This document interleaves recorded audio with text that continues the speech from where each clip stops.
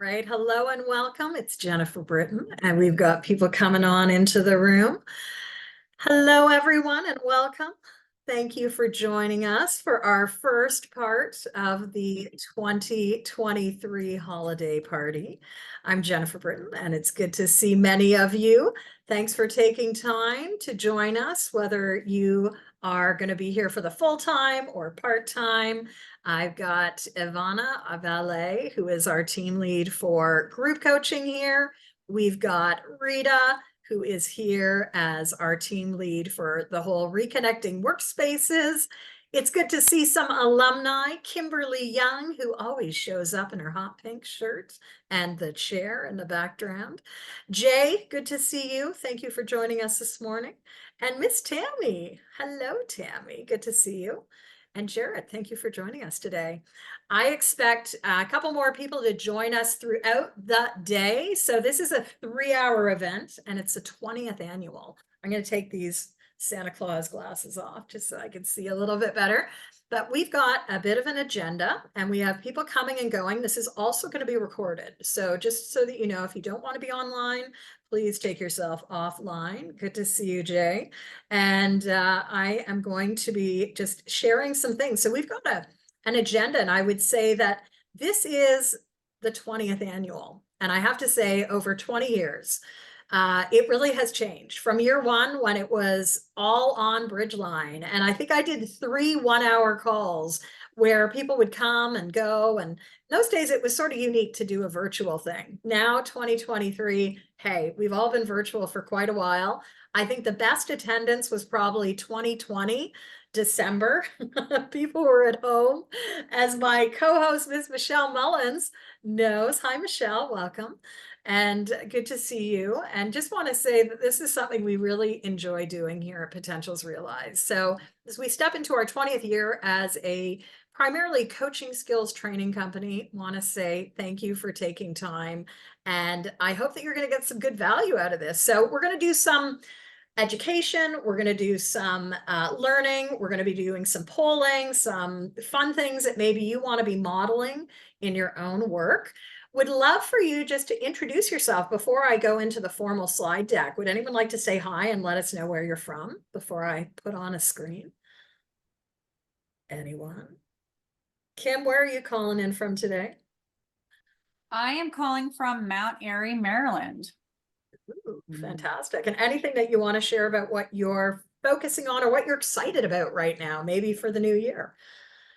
Just getting my business up and running. So I left federal service in July after 22 years to pursue my love of coaching. So it's still fresh. So every day is different. But I'm loving it. I'm trying to create the world that I was trying to create in federal service and I couldn't. So I jumped ship and decided to figure it out. So that's, I guess for me is planning out 2024. So I have streams of income and it's something is more stable. Love it.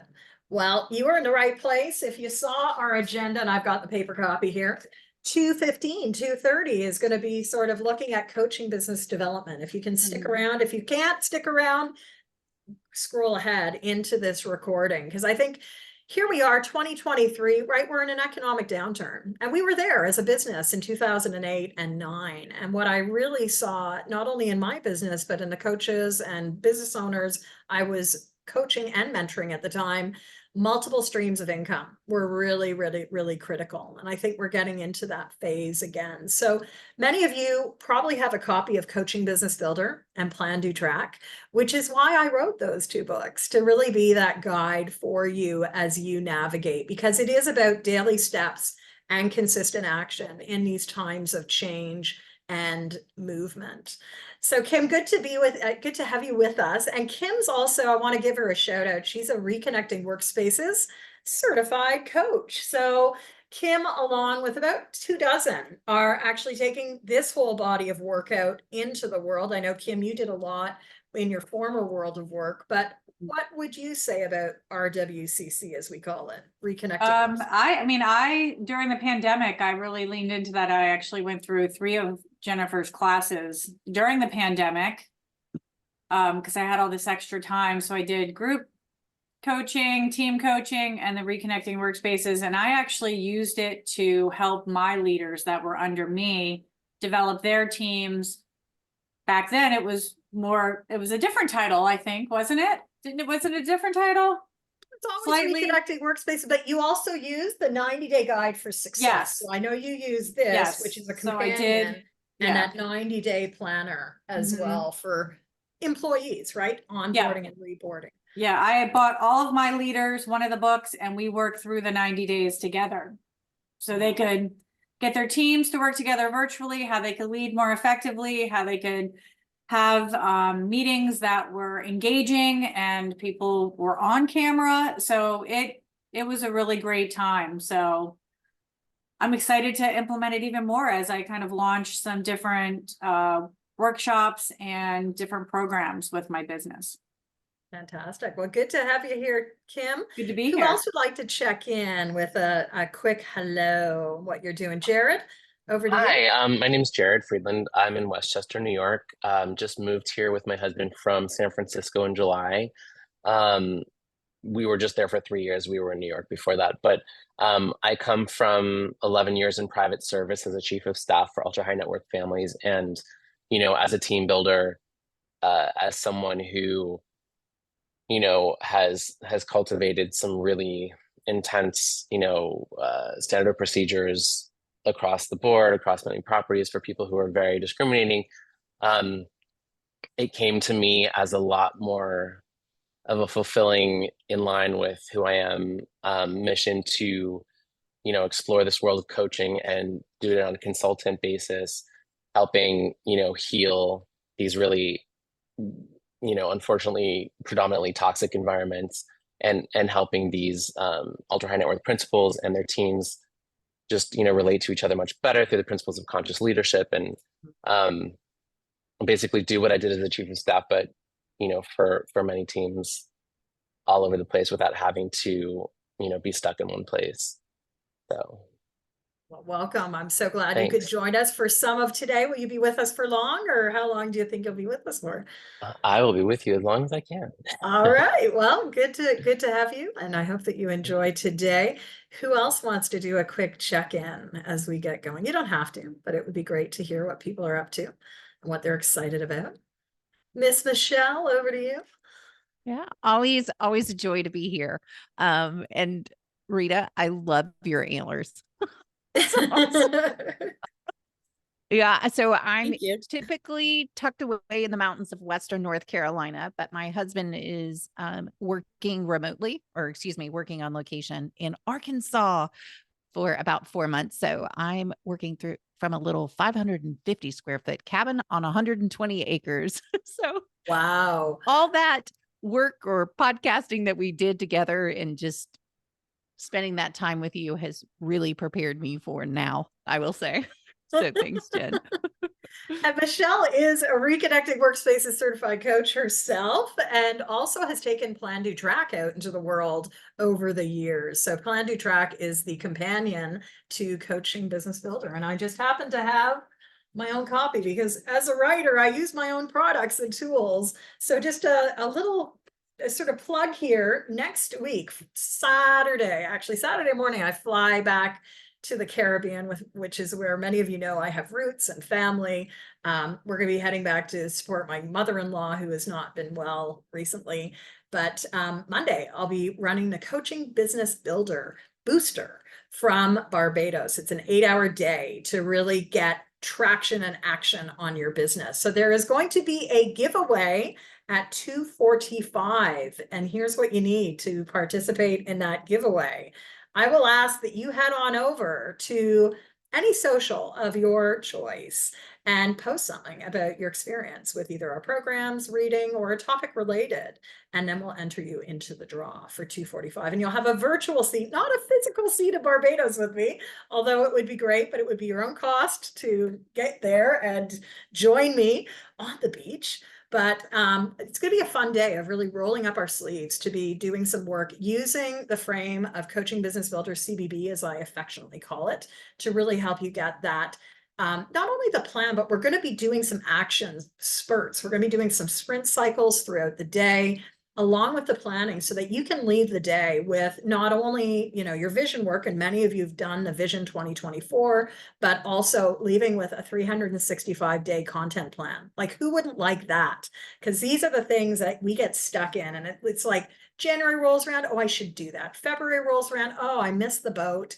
I really want to help coaches be ready to roll for the new year, whenever the new year is. So Kimberly Young, I'm glad you got the finger up there, because yes. Jared, over to you. Question. Sorry, I just wanted to mention two things. One, I forgot to say that I have I'm at the end of the Health Coach Institute program, being a health and life coach, and one of my lab partners and friends is probably going to join us. Also, I wanted to mention to you that when I got the link for this event, it came through as the 2020 invitation, and so my friend who was going to join me here was assuming that it was on Friday, like the link that went out in the email to everyone. So if you have a smaller group than you were anticipating, it might be a lot of people. That might be why. Yeah, well, yeah, thank you. I just wanted to share that with you. Sure. Okay, well, we're here today, so we'll get that link out and everyone can watch the recording. So here's what I want to do. I want to get into some of our program today. Anyone else want to share before I go there? Okay, so let's dive into the 20th annual holiday. And as we've done our little brief welcome, I'd love to just give you a moment of reflection, right? Because part of our time is about reflecting on the year that was. And so I'd love for you individually, you can share this in chat if you want, but you don't have to. But I want to give you a moment to just get here and be present in your own experience. And so in front of you, and I'll make this bigger in just a moment, but I'd love to give you a minute to just reflect on what you want to celebrate for yourself as a win. And it can be a big or a small win from this year, but what really was amazing about 2023. So I've got some images here beside. Feel free to look at that. Hopefully that's a little bit bigger on the screen for you. I'm going to continue to let people in, and we'll just take a minute. Again, it's an individual reflection. What is a win, a big or a small win that you want to celebrate for yourself? And I'll just invite you to just take a note. If you'd like to share it in chat, by all means, feel free to do so. I'm going to just be quiet and allow us the gift of silence for 60 seconds as you reflect on your own personal win for this year, or plural wins.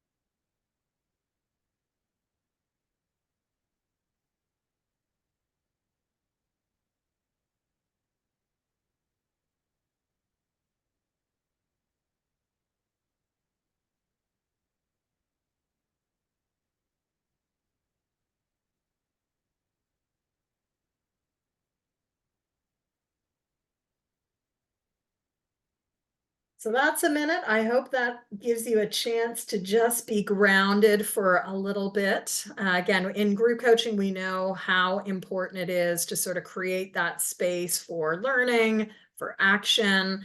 And part of it is also creating a pause in today's really busy world. So we've got a bit of a different voices throughout the day that I want to just invite you to sit back. We've got Kathy Vaughn, who has now joined us. Here's our program for the day, roughly. So I'm going to go in a few minutes into sort of like an overview, or what I call the State of the Union. What's been happening this year around group and team coaching? So I'm going to be sharing that as a researcher, as a coach educator, as someone who sits with others on global panels where we really take a look at what's happening in the space from a research lens, practitioner lens, coach training lens as well. So with that, and I'll just get everyone to mute themselves if they can. I'm gonna actually make Rita, I'm gonna make you co-host if you don't mind, just so that you can also be my sidekick on that as Sure. well. So there we go. And with the themes for today, we're going to get into a number of different doorways. At 1:30, we're going to move on over to have Evana Valet, our team lead for group coaching, take us through a fun experiential process around values. We're then going to shift gears because in addition to sort of looking at the foundations of group coaching, we've continued to expand our offerings. Again, this business is turning 20 in 4 short months. We have been offering group coaching training since 2006. So month after month after month for almost 18 years now, I've been leading it. And in the last 2 years, we've had Evana leading our group coaching essentials and practicum training. And recently, in the last 2 years, I've added on the group and team coaching superpower program, which really looks at the presence, your presence as a coach. And Rita accompanies me with that programming with the superpower or the activate your superpower program. So Rita and I'll be sharing a little bit around what those superpowers are, but I also want to share with you some of the research because this is a research project that is now 18 months old and it's pretty interesting what we're seeing. My goal is to have like 25,000 coaches actually take the quiz just to get a sense of, what are the different styles, but more importantly, to spark the thinking on the part of coaches in terms of who they are and what is going to help support the conversations. That's going to lead us into our team coaching doorway. So this business is triadic.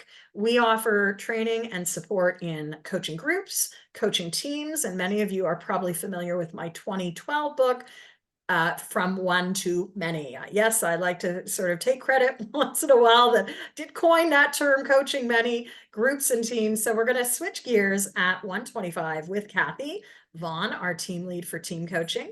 And Kathy's going to take us into some interesting focus around some of the myths of teams today. This is a rapid space, and we're seeing it with teams as well as with coaches. Coaches are really hungry in 2023 to get more training, more advanced training. And as some of you know, we've grown our initial essentials pathway, which used to be 3 to 4 courses, into a 10-course pathway. So we're going to dig into some of those core skills that are more advanced, things like co-coaching, things like the neuroscience of all of this work. And that will take us into some more coaching in action because it's great to learn, but what are we going to do to put it into play? And that's where at 2:15, I'm going to really be switching gears yet again.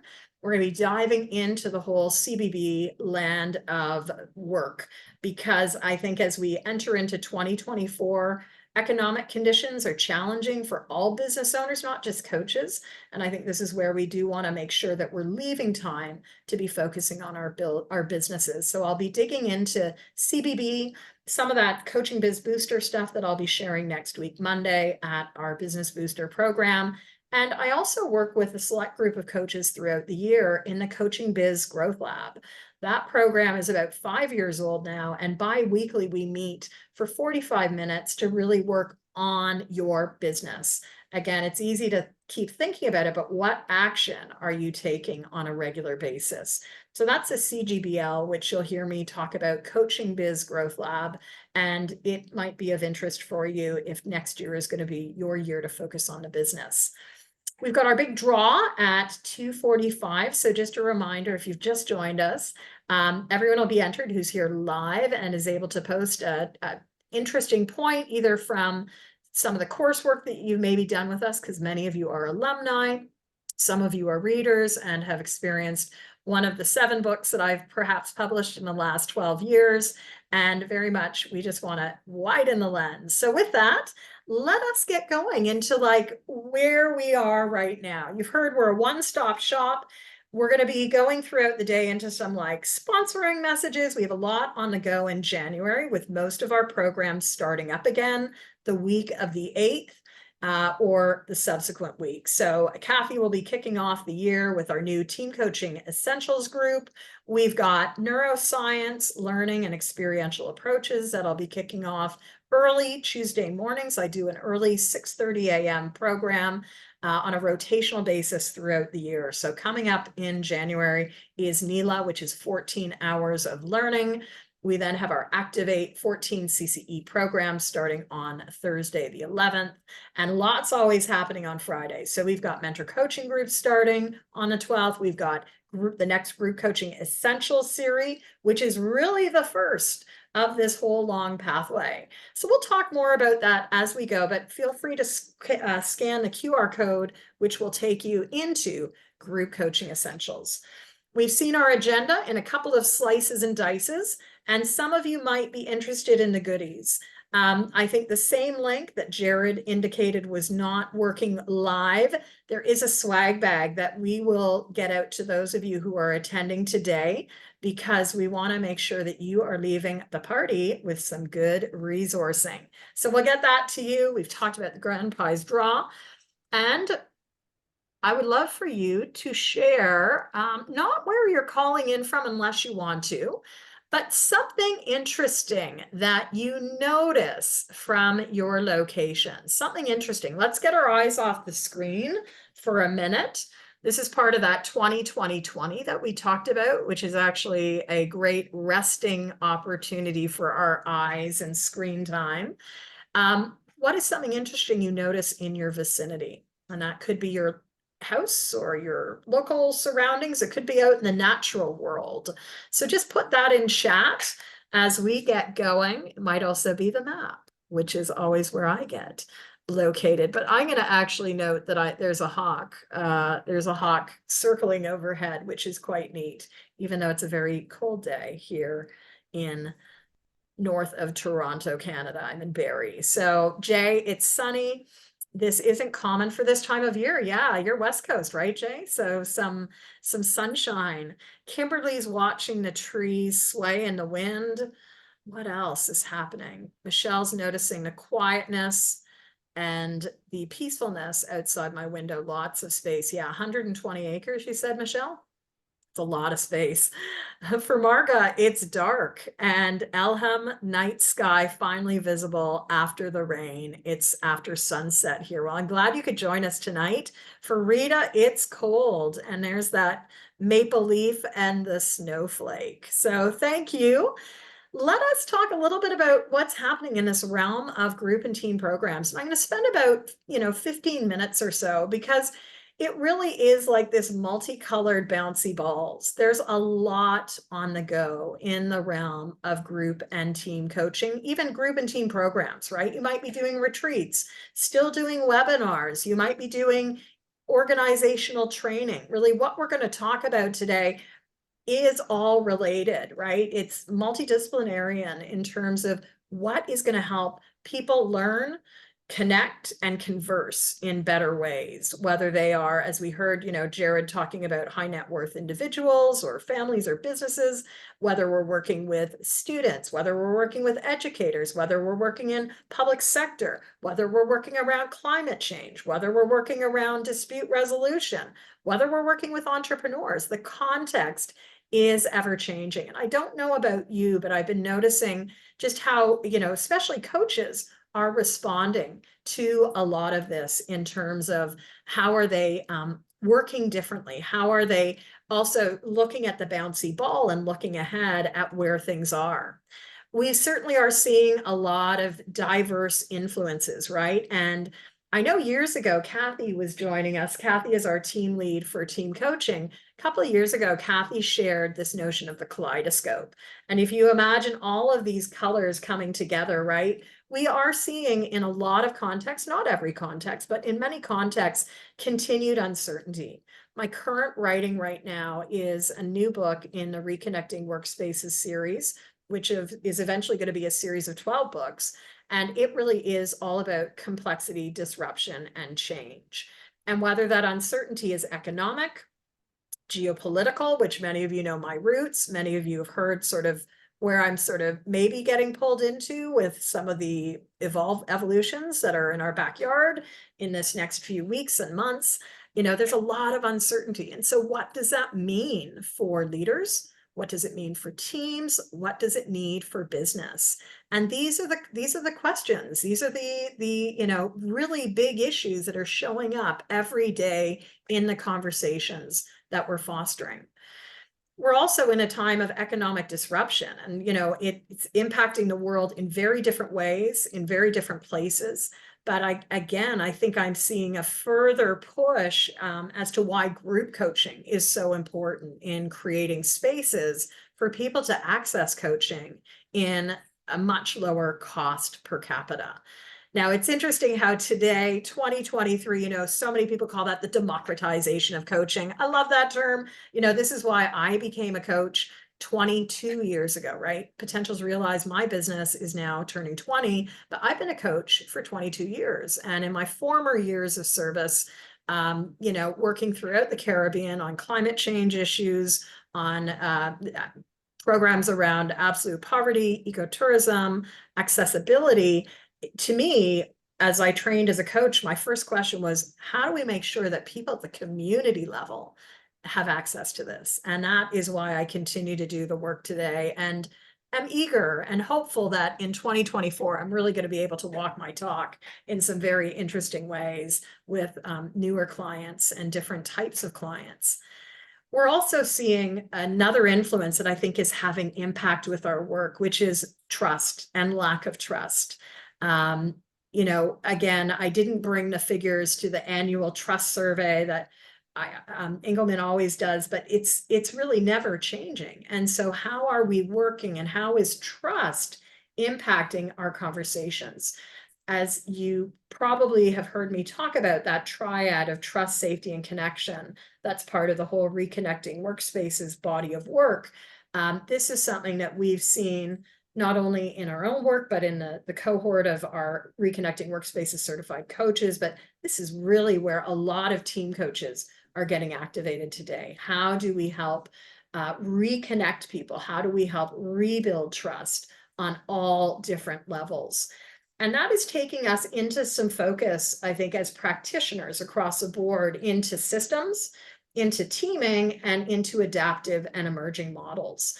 And so systemic coaching approaches are, really critical at times like this, whether we are an individual practitioner, a group practitioner, a team coaching practitioner, whether we see our work as systemic or not. It's like the bouncy balls, right? We are one of many. And so how do we look at the context? How do we contextualize our own personal location, the work that we do, our input in the world, our impact in the world? And so just an invite for you to think about systems. And if you have a copy of Coaching Business Builder or Plan, Do, Track, this is where really section 4 of the whole workbook goes into sort of the framing that I use, which is not systemic, but is all about the ecosystem, right? It's really about who are you as a coach? What is your unique ecosystem? What needs attention? What are those opportunities? We're going to be doing some work around this at 2:15 because it's the heart of Coaching Business Builder. And as an environmentalist by training, right, I have a master's in environmental studies. I worked on climate change when climate change was not sexy, right? Like 1993, as a lecturer at the university level on climate change, we were rebuked. We were actually called radicals. That, what, how could you be so disruptive that climate change would exist? And, it's much more macro than that, but it's all systemic. We do not do things in isolation. And I think this is where, as we approach today's conversation with group and team coaching, it's really, really critical. Hand in hand with this is this notion too that I've mentioned for almost probably the last 5 or 6 years with this year-end holiday party, or the year-end reflections on teaming. And it's been over a decade now since Amy Edmonston coined the term teaming, which is what I like to say, and I'm paraphrasing her here. She always says that teaming is a verb. It is not a noun, but it really describes, and these are my words, it really describes a team-based context in which our team membership is ever changing. And so how do we continue to meet together, work together, excel together, even if like our doorway into the team is ever changing? And that's leading to a lot of really exciting work with adaptive and emerging models, both in team coaching, in leadership, in crisis management.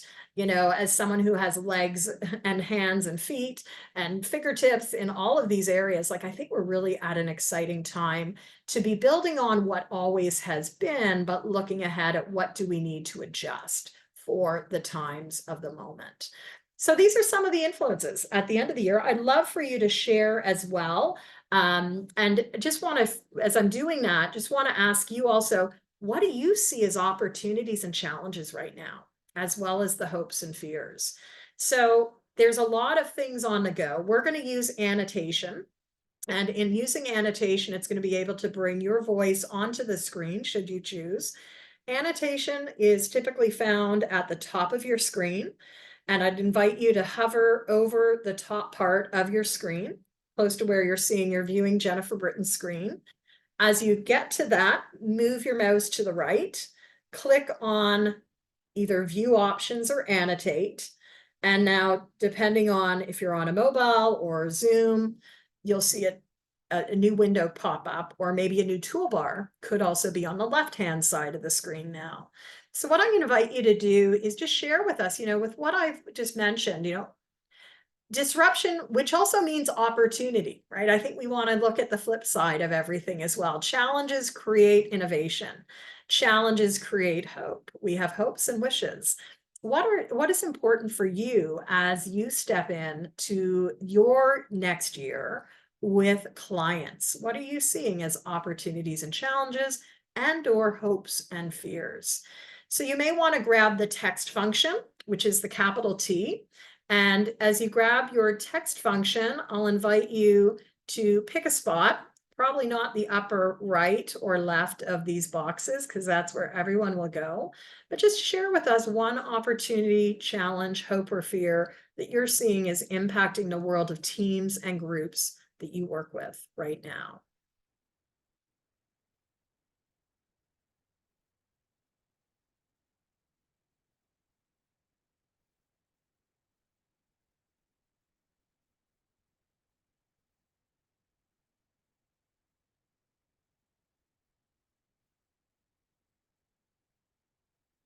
So we've got lots of different ideas coming up on the screen. I think it was Jared who put his first, many more people are open to coaching these. We've also got openness to try new things, increasing emphasis on primary care teams, no more solo care, silos, that's great. I put an opportunity bucket as well, lots of options, right? Like I think people are getting more familiar with what coaching is and all the different ways we can engage in conversation. Some of the challenges for those of us in the room, finding clients or having them find me. I think that's always an ongoing element. And hopefully you'll be with us around in a couple of hours when we get into some of those coaching business builder tools. Tight budgets and high demands. Yeah. And I think that invites us to really think about how do we get creative, right? Innovation happens at that moment of economic tightness and people tightness. And so how do we get creative in expanding and scaling the coaching conversation to many? As some of you know, like in From One to Many, my second book, which is celebrating its 10th anniversary this year, I got to sit down with some amazing coaches to talk about what were they doing. And everyone talked about how group coaching and or team coaching really helps scale that economy of impact. So really be thinking about how long are people able and willing to have the conversation for, right? We're in a very different space than we were 5 years ago or 10 years ago.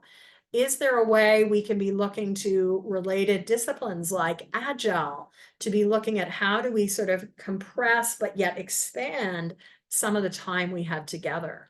So, years ago, team coaching would look like 2-day kickoff and then semi-monthly or bi-weekly meetings for an hour and a half, 2 hours at a time. Today, it's more like, you know what, we can give you half a day to do a kickoff. And how about we make it a 45-minute call every 2 to 3 weeks or even a month? When we get to a month, though, I start pushing back. I start saying, you know what, team coaching is about keeping the focus. What can we do within your budget, within the framing, so that there is pause points? Because part of the value we continue to see with the team coach is they may be the anchor effect of it's time to slow down, right? Not on every team. Some teams are really disciplined, but a lot of teams still need that external accountability from someone coming in where they have to pause, right? It's not a, oh, we'll do this later. It's a, oh, Jennifer's here. We've got to meet with Jennifer, or we've got to meet with the coach. So, you know, it helps us with some of those challenges where people have way too much on their plate. You know, it's doing more with less, the challenge of delegation, and some of the fears. You know, I think come with challenge are fears like imposter syndrome will get the best of me. Thank you for saying that. Stepping out without a safety net, right? There's risk. And as businesses as well, you know, it is always a challenge. Doesn't matter whether we're in our first year of business, 20 years in business, there is risk as entrepreneurs. And at the same time, how are we being savvy with making strategic decisions on looking at the context in which we are operating? How are we getting creative and innovative in what we offer? And so, you know, I very much know, and most of you know that for, you know, full-time, I've been back in Canada now 20 years. I've been the primary bread earner. My son has now gone off to university, but it has been a stretch. And I have to say that I don't think without that economic stretch, this business would have been as successful, because I know that it called me forward to create, to innovate, to experiment. And, you know, it's ongoing. It doesn't matter how old our businesses are. There's ongoing change. And so with that, how are we also showing up? I love these words, authenticity, right? Authenticity was named actually the 2023 word of the year by one of the dictionaries, I think out of the UK. So there were two words that I heard recently that came up as 2023 words. Riz, which is short for charisma. I think that's a whole other really interesting bucket we could maybe think about today. But authenticity, you know, I think here's what we want to always remember in the good times and the bad. By being you and who you uniquely are, and this is what we're going to talk about with the superpower quiz, people will find you, right? And there are so many coaches today, and I think people are becoming a lot more discerning in terms of, is this person really authentic, or, you know, is there a little bit of smoke and mirrors on the go? So lean into who you are. Rita's going to take us into that section in a little bit. But, you know, I think there is really, and thank you for putting hope on here, the desire for clarity. There are many, many, many possibilities. And especially for those of you that are taking this work out into the world, keep listening, keep asking those questions as you are in dialogue with your clients. It may never look like the way we think it will, but always there's something that's going to evolve. So thank you for that. I think I'm going to pass on over now to Evana, our team lead. And if you've been with us this year in group coaching, you would see her. Of interest, last year I shared an article on State of the Union that was published, one of my articles written for Choice Magazine. So I'll put the link in at our page, and there will be a page dedicated over at groupcoachingessentials.ca that we will see all the resources. So talked about the swag bag and little resources, all of that you can go and download, not today, but in the coming days. We'll also put the recording link. So head on over to groupcoaching.ca. And as the week progresses, we'll have probably the icon, this, you know, lovely golden and dark background with a quick way for you to navigate into that site. I just like to wrap up and just saying, you know, in times of change, in times of crisis, and this was my, not even just my former training, this is how I've been trained as a professional to respond to emergency situations my entire life. We got to go back to the basics, right? In times of change and complexity, it's so critical that we get to the fundamentals. So with that, we've been spending a lot of time, before I hand off with Evana, I'm going to keep bringing this slide back because a lot of coaches have joined us for the Essentials, our first 2 programs, where we look at a lot of the foundation, and they may join us for the Practicum, which is all about practicing skills. As I shared a little while ago, we've grown out a 10-course pathway, and we'll get into some of those programs to help coaches continue to develop their skill set, like maintaining presence, listening, evoking awareness, and of course, having tools to facilitate client growth. So with that, we are going to go into 5 areas of focus today. We're going to go into the doorway of values with Evana. Then we're going to move into the doorway of strengths with Rita. Kathy's going to take us into the doorway of myths, especially around teams. And then I'll be following up again in a couple of hours around tools, getting you to think about what's already in your coaching toolkit and how can you use those to help you build a sustainable business. And that has been my mantra for 20 years. I admire people who have gone from 0 to 1 million in 6 months. I don't know how they've done it, but as someone who has been through the ebbs and flows of business, really, how do we create sustainability for ourselves, for our loved ones, for our communities, and for our businesses? And that'll be where we wrap up today as we go through, not a yellow brick road, but a bit of a pathway. So with that, let us dive in, and I'm going to go into the bridge. We'll come back to some of this stuff. And Evana, let's go to you. And I am going to just come into the doorway of group coaching and pass off. Want to introduce, and it's my pleasure to introduce Evana Valet. Evana is our team lead for group coaching. She's been with us for 2 years and has been leading most, if not almost all, of our group coaching essentials and practicum programs. So you'll be very familiar with Evana. And with that, Evana, I am going to invite you to come on down and take us into this doorway of group coaching. I'm coming. Hi, everyone, and thanks so much, Jennifer. It's so amazing. We are already here, and it's the end of the year. And reality is, the end of the year can bring like so much different emotion based on maybe how the year has been or what's coming. And whether we're coaches or whether we're leading groups, you know, the doorway into group coaching and really the doorway into our participants. And if I can invite you, Jen, to help me with the slide movement for me and just move it forward 1 slide, or Rita, thank you, is really values. And so what I'm going to be doing today is we're going to be doing a values demo, because these videos get a lot of visibility for our blended learning assignments. And I think it's also really good, especially with that whole hope around authenticity. That's what really values is. It's kind of our anchor, as we talked about. Well, we didn't talk about, but Jennifer alluded to, like, the roots of who we are. And so what I'm going to invite us to do is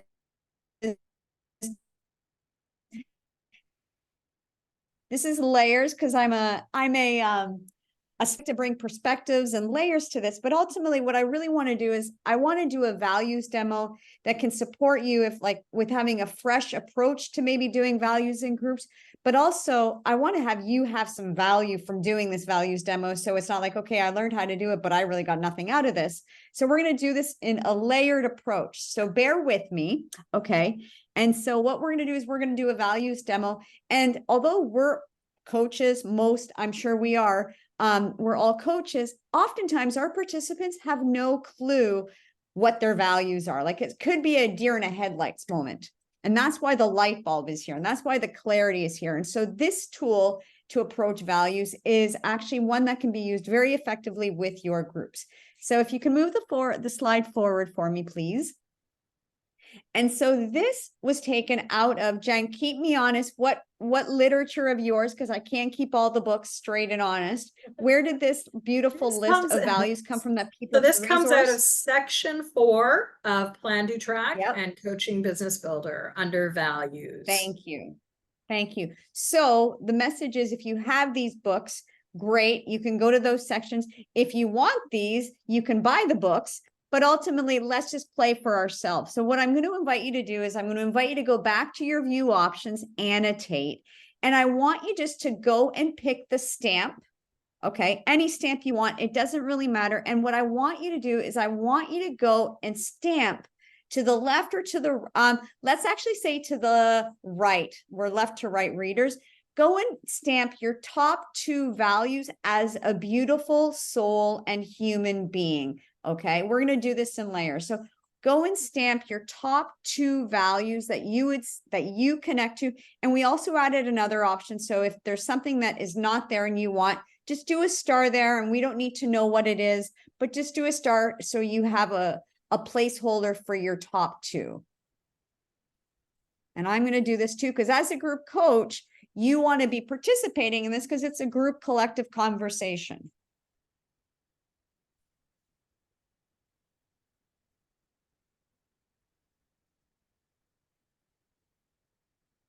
And we're having a little tech issue because I don't see the stamp. Oh, there's the stamp. I do see the stamp. Okay. Perfect. So I can't see you. And so I'm just going to give it another 30 seconds, but there's a lot of stars and hearts, which is amazing. And what I'm going to do actually, and it's a good practice for you in your groups, just because technology sometimes works, but sometimes it doesn't. And sometimes you're using, the organization's media, not your own. And so now I just took a picture of that because sometimes you actually might want to share this with your participants after the class. But ultimately, what I want you to do is just notice. We're not going to spend time doing this, but just notice what you are seeing on the screen. Like, what are some themes that you could see if you were the group coach of this conversation around the way the board looks? We'll say. Okay.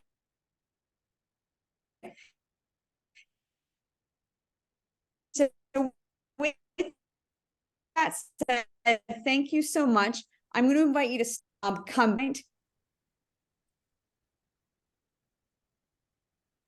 So Jen, can you stop the share so we can clear the board and then we'll move on to the next slide? Yep. Please? So there's a Thank stop you. share and next one coming up. Thank you so much. Perfect. So what we're going to do next is I want you to keep in mind, and maybe if you please grab a piece of paper if you don't have one handy, or open up a note on your phone or something on your desktop, because what I'm going to invite you to do is I'm going to invite you to, again, bring those one of those 2 values forward with you. Okay. Because ultimately, we're going into a new year, and I'm going to invite us to actually bring the approach of, we're coaches, we're here, and let's create this exercise as it relates to you and your evolution as a coach. Okay. So let me just say that again. So there's 2 parts to this. First, I want you to identify a 2024 goal. Okay. As it relates to your evolution as a coach. So Kimberly, when you were sharing at the introduction, I'm like, yay, Kimberly is going to get like so much value from this conversation and from this activity.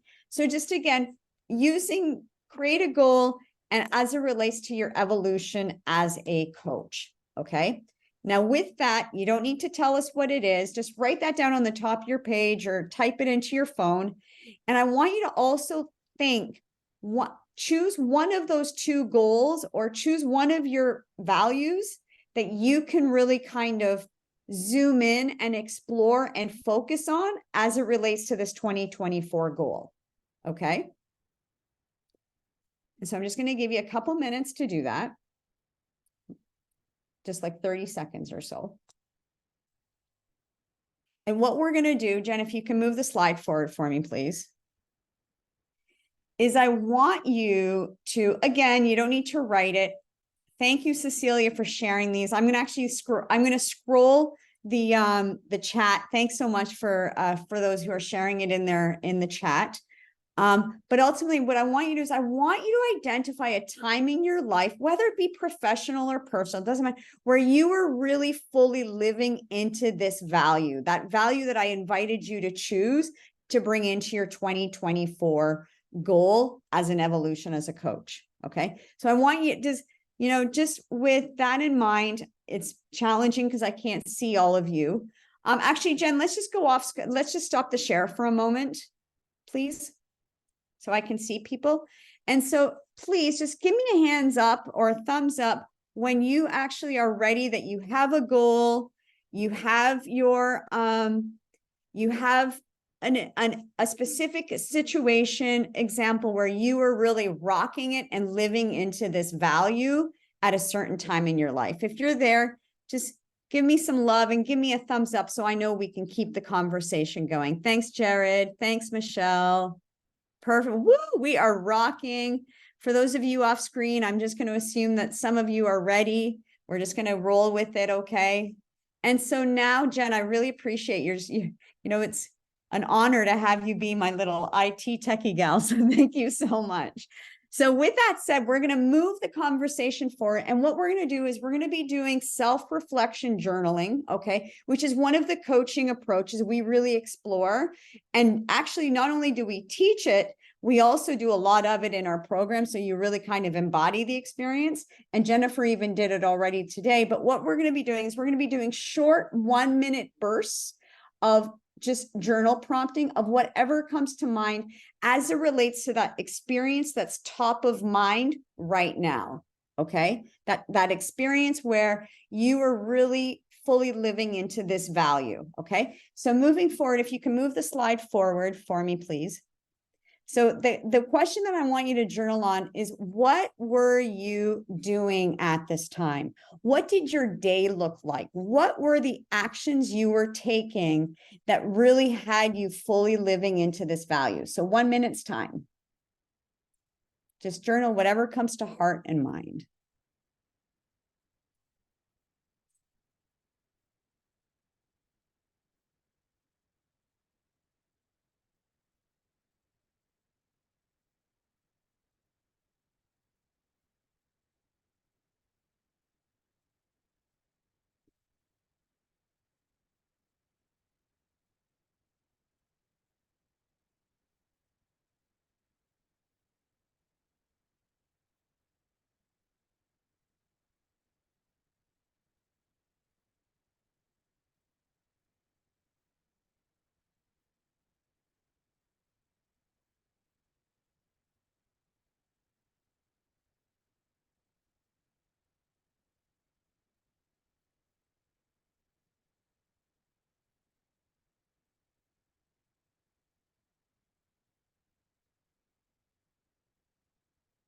Perfect. So Jen, if you can move the slide forward to the next prompt. Now what I want you to do is I want you just to reflect and write on the structures that were supporting you. So maybe it was habits you introduced, or maybe it was people who were supporting you. Maybe it was learning or coursework, or just new behaviors, okay, that you had to integrate to really do this. So 1 minute's time just to reflect on what were the structures that were supporting you in this moment of living into your values. 1 minute.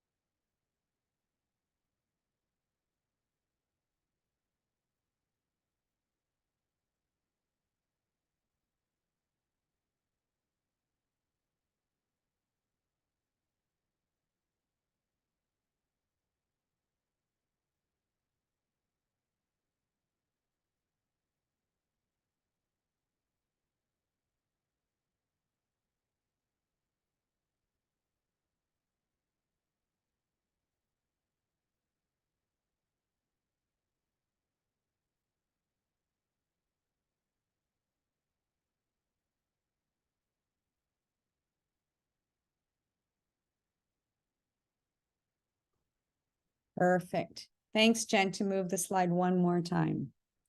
Yeah. So with your arms wide open, what were you feeling? What emotions, what words would describe that time for you?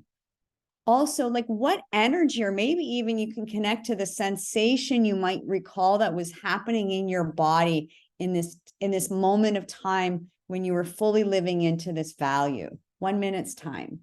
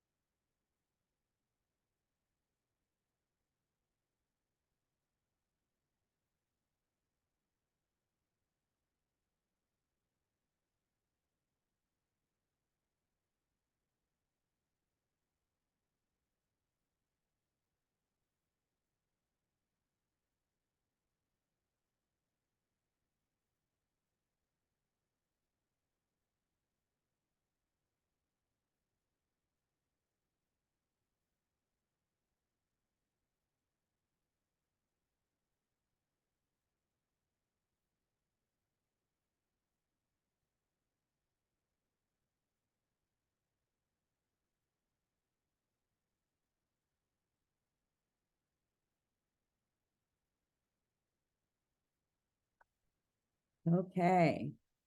Moving forward the slide, please. And then I want you to also just journal, what was the impact? Okay. So what was the impact on yourself here? Or maybe what was the impact of whatever it was that was going on others?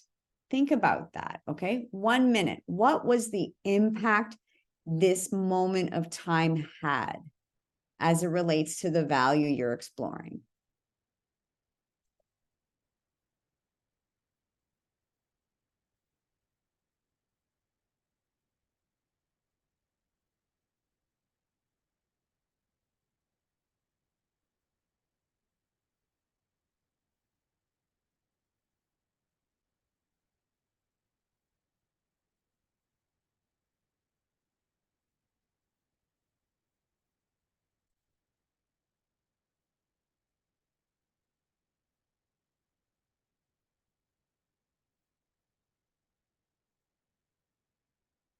Oh, I love how some of you have put your goals in the chat.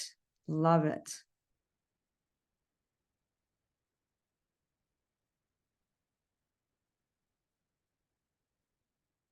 Hmm.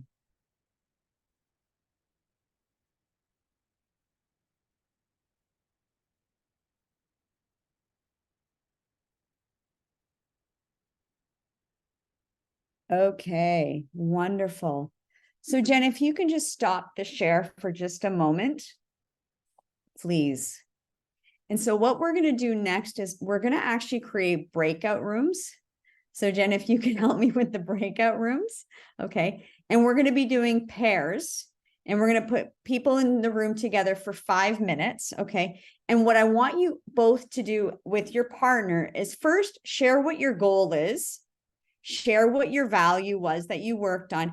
And I want you to share something that you noticed from this experience, from this exploration, or something important that emerged that you feel like this is a nugget that I can actually bring with me and bring forward into 2024 to help me fulfill my goal. So I'm going to say those again, right? 1, what is your goal? 2nd, what is the value that you chose to do this exploration with? And then 3rd, what is that nugget? What did you notice or something important that emerged that you feel this is a piece of your 2024 puzzle to help you fulfill your 2024 goal? And I'm going to say this, and Jen, I'm going to invite you afterwards to share the importance of this, but we learned this in the neuroscience course, is the importance of doing something within 24 hours of actually having this discovery, okay? So when you're sharing with your partner, what is a step you can take within the next 24 hours from this conversation to get you going in 2024? So with that said, Jen, are we ready with breakouts? And you're on mute, but I can see that you're nodding. So Jen, we're ready. Felicity, welcome. We're just going into breakouts. We'll give you a brief and then move you into a room. So rooms are open. How long, Evana? 5 minutes. 5 minutes. We'll see you Yeah. in 5 then. Thank you. Felicity, I'll move you out to a room.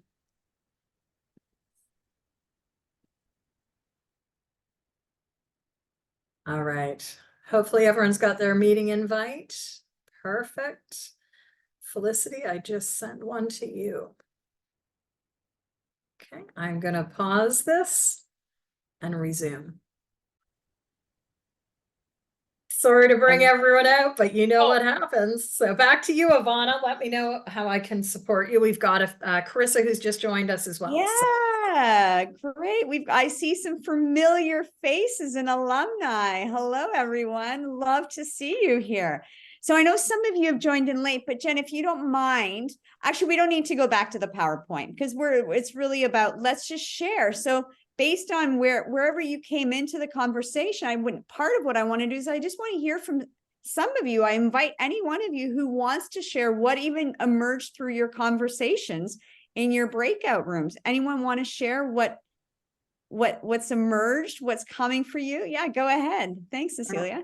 All right. So now, do I have to share about my own experience, or can I share about your adventure? Oh, well, I invite you to share about you, not about me necessarily, but it might integrate. I don't know. So what I shared with Evana was the fact that my goal is to have at least 10 solid clients by the end of the year, but I'm not boxed into that number. I'm, open to whatever number comes organically for me. That would allow me to create the value around that is the dynamic and what I have to offer to my clients and helping them make some shifts in their life so that they can evolve as, better human beings. And the nugget that I took away from this was I had already started having conversations with people over the last, couple of weeks, going to events and things like that, is to follow up with people that I've actually reached out to over the last couple of days, to just open the conversation up of me possibly coaching them. Thank you for letting me share. Yeah, thank you. Anyone else inspired to share what emerged in your conversations? I mean, I can share. Yeah, Well, thanks. unfortunately, my buddies in the breakout room didn't have enough time to really get into it after I talked everybody's ear off. But Oh. I was reflecting on the time when I was the most in line with kind of everything career-wise. And, I had a limousine company in Beverly Hills for 6 years. I sold it to a larger company. My impact on the industry was I really brought transparency and elegance and reliability to an industry that wasn't, none of those were really common in. And I'd like to incorporate that into my coaching practice. One of the things that paralyzes me is, the imposter mindset, but also seeing all of the coaches that I follow with their incredible content and their, it's just a little bit intimidating to think that I'll have to have the same kind of an online social media presence and constantly coming up with new content that's engaging. And really my sessions and the coaching that I do is the revenue that I have. And people have a lot of different avenues of reaching out to people and attracting audiences. But what worked for me with my limo business was nothing but, reviews of people's experiences with me and word of mouth. And the same thing could be true, as a coach. And I was very successful in one way. I can do that again. For the next 24 hours, I'd love to kind of think about how transparency, awareness of self-awareness and transparency can actually be a strength of mine. Sharing what led me into coaching, the challenges that I face as a human on a regular basis, why I'm so relatable. And, not be afraid that weakens me in the eyes of people, but it actually makes me more relatable and shows that I have a lot of fresh information that I've garnered to get me through these things that we all deal with. Amazing. Yeah. And what I'm hearing for both Cecilia and Jared was that what Jen said was that 2023 word, right? Authenticity. How do we show up and just be ourselves? Because that's ultimately what built your your limousine business and what's going to build what you're creating now, you know, whatever that looks like and whatever that means for all of you. That's amazing. So Jen, I know we're really like close on my time slot, but I do want to take a few minutes kind of and say this is really kind of the closure and the bow with the demo. But as coaches, as group coaches, kind of let's peel the layers or the onion on what were some of the group coaching best practices that were really integrated in this, which really does make the impact of group coaching programs, because anyone can run a group, but to build an effective group, to build a group that actually has impact on your participants is a whole nother thing.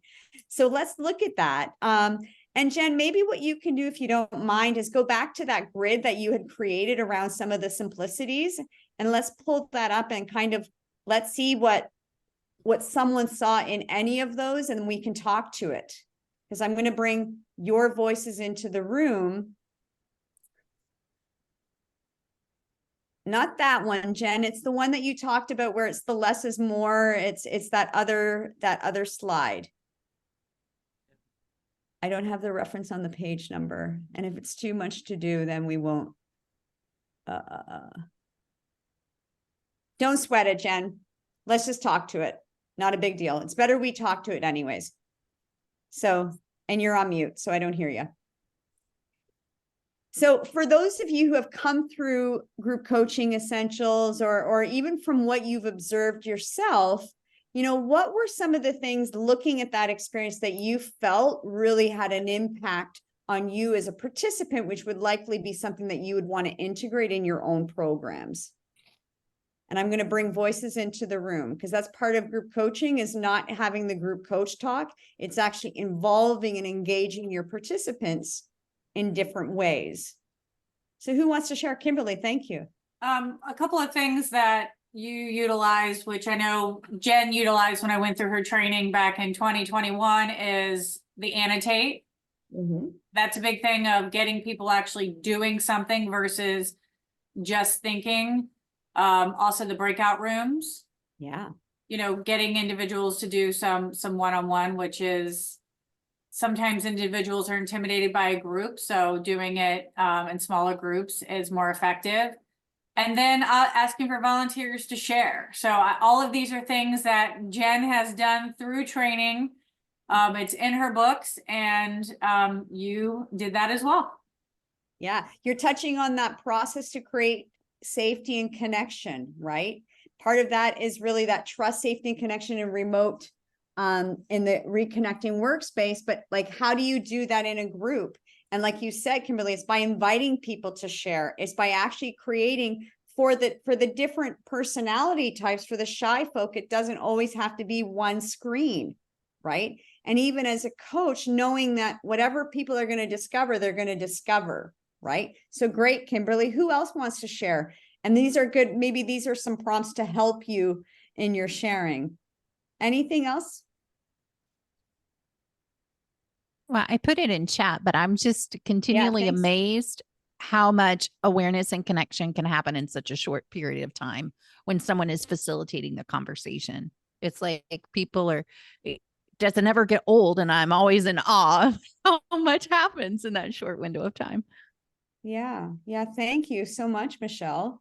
And if you had to pick one of these, we'll say stickers that speaks to what you said, is there one that stands out just to reinforce the learning? Definitely use process to create safety and connection. Yeah, Yeah. definitely. I would even say the less is more, because there wasn't a lot of, it was very, there was structure, and there wasn't a lot of, I'm not finding my words on this one. So we'll Jump move. in.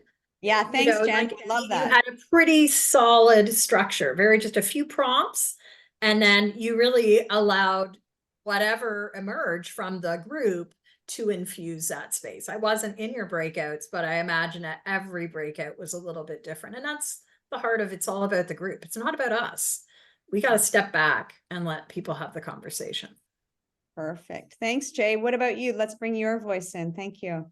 Sure. I think almost a question mark. So I've never done a proper group coaching session. I have facilitated virtually a prepackaged program, Fierce Conversations, and one of the things that I found that I was taught and was found very effective is because they always have questions, and so kind of being that coaching approach is just like, okay, well, what do you think? What are your, like, where are you coming from? And then actually, so not actually teaching, like not going, okay, this is what, here's a question, answering. So just not seeing that in here, but I think that's fairly effective. So I just thought I'd throw that out and see what the thoughts are.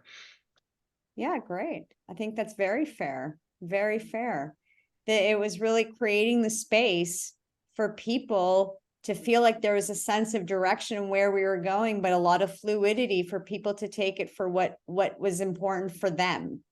And so the powerful questions takes us back to the competencies, you know, even some of the technology, the engagement levers that Jenn talks about in her body of work, which is very effective in a virtual conversation, you know, depending on how you're doing your groups is very important. But being sensitive to the time and to my peers and colleagues, because I want to wrap this up, but I also want to also point out, like we didn't talk about it per se, but like focus areas. I wanted to leave an opportunity for each of you to actually walk away with something as a commitment to yourself already before Jan 1st to feel like you're hitting you're already starting on your journey towards 2024. And that's the top right, is the impact happens between the coaching calls, right? Just like it does in one-on-one. How are we creating that? And we did it in a very simple way through the facilitation process by putting you into a breakout room and sharing that with your partner. So we didn't touch on all of these, but I do hope that you did at least have a flavor, because some of you I know are alumni and some of you maybe are curious or just here to celebrate with us, and we're happy you're here to celebrate. But there is, if I would just say, there are best practices that really can move your needle and move your impact, regardless of where you are in the group coaching journey, you know, to really have that impact that I know all of us as coaches is why we went into this profession. So with that said, thank you so much. A round of applause for all of you for your full participation. And Jenn, the floor is yours. Thank you. Well, thank you, Evana. Bravo. Really enjoyed bringing to life, you know, these 8 mantras come from effective group coaching. It's been the foundation of what we've been training coaches around since 2006, 4 years before the book even came out. So what I love is, even though the world is changing, the context changes, but our skills are the same. So part of this equation, right? It's not only about, having a great business, but a lot of success is about resourcing you. So we're going to leave the land of group coaching and we're going to move. I'm going to actually move into a bit of a co-design here with Rita. And I want to make sure, Rita, that you're spotlighted as well for this. So Rita, like Kathy and Evana, joined us in 2021. I have to think slowly on that. I think so. Yeah. End of 2021. And Rita has been beside me on taking or evolving actually a couple of the new programs. So some of you are aware that I've done 2 TED Talks. My most recent one is called Coaching Teams Through Chaos. And I sort of joke that, I did this December 1st, 2022, last year here in Toronto, not knowing the imprint that Through Chaos would have, and whether it has been geopolitical events that I have had a touch point with, whether it is family issues, whether it is the work of my clients, like chaos is everywhere. And if you listen to the TED Talk, which has now been viewed by more than 30,000 people around the world, which I'm really happy to hear that it is resonating with people, I talk about the importance of embracing it, right? Like, there is so much happening. How do we not fight it? How do we flow with whatever is showing up? And the way we flow is going to be highly dependent on who you are and who you and who and how you like to operate. So, Miss Rita, I'm going to let you sort of take it from here, but here's the framing of it. Your superpowers, which is a quiz, and you'll see the QR code in a bit. If you haven't taken the superpower quiz, Rita will walk us through that, but it relates to where we started our day, which is talking about this context. What is a context we're coaching in? And how do you show up as a coach, your superpowers, along with where does that intersect with your client styles? So, Rita. Alrighty. So I will try and make this as peppy as possible, perhaps as holiday themed as possible. I'm really going to focus. Oh, where did that go? Oh, would you like me to leave it up? I can yes, leave please. it up. Yes. Okay. just for my brain, please. So I'm really going to focus on the superpowers. If you have never heard of these superpowers before, don't worry, you will love us later. So this has been Jenn's little 18-month experiment, as she has let us know earlier today. But we've all seen, I'm sure, different types of quizzes that you can take to figure out what your personality type is or what your style of work is like. But when it comes to coaching, we haven't really thought so much of what kind of coach am I? So I'd really like to sort of contextualize this with regards to holiday shopping, if I will. There are different kinds of holiday shoppers. There's your, it's Black Friday, I've got everything on a spreadsheet, I'm going to get every deal possible type shopper. There's the, I'm going to figure it out as I go along. I'm going to walk through the mall and see what inspires me, and I'm going to just buy stuff. And then there's, I'm sure we've all seen it, the it's 6 p.m. on December 24th and I haven't started yet. Let's go get a bunch of gift cards and everything in between. There's every sort of different style. When it comes to coaching, Jenn has outlined 5 unique styles. And do you have a slide that shows the 5? Go into that. Here we go. Okay, so that perfect. Okay, so without getting too complicated, I'm a catalytic firecracker, so that's this or that.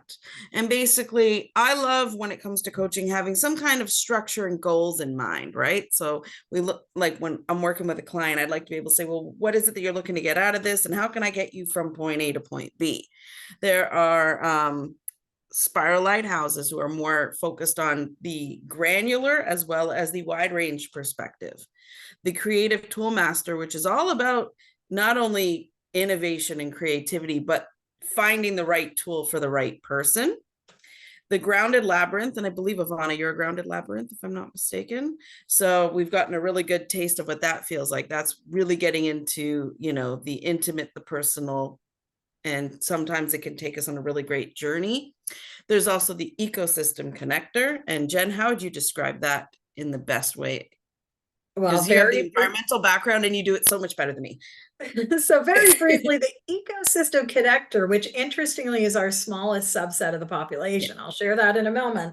But the ecosystem connector is someone, as you can see behind them, they gravitate and thrive through connection with others, connection with ideas. They naturally see the webs around them. Okay. So it's more like, I guess, the Yenta of the group, you know, being able to make those connections and be the gossip and bring people together. Yes, if need be, which is great for group and team coaching, because that's fantastic.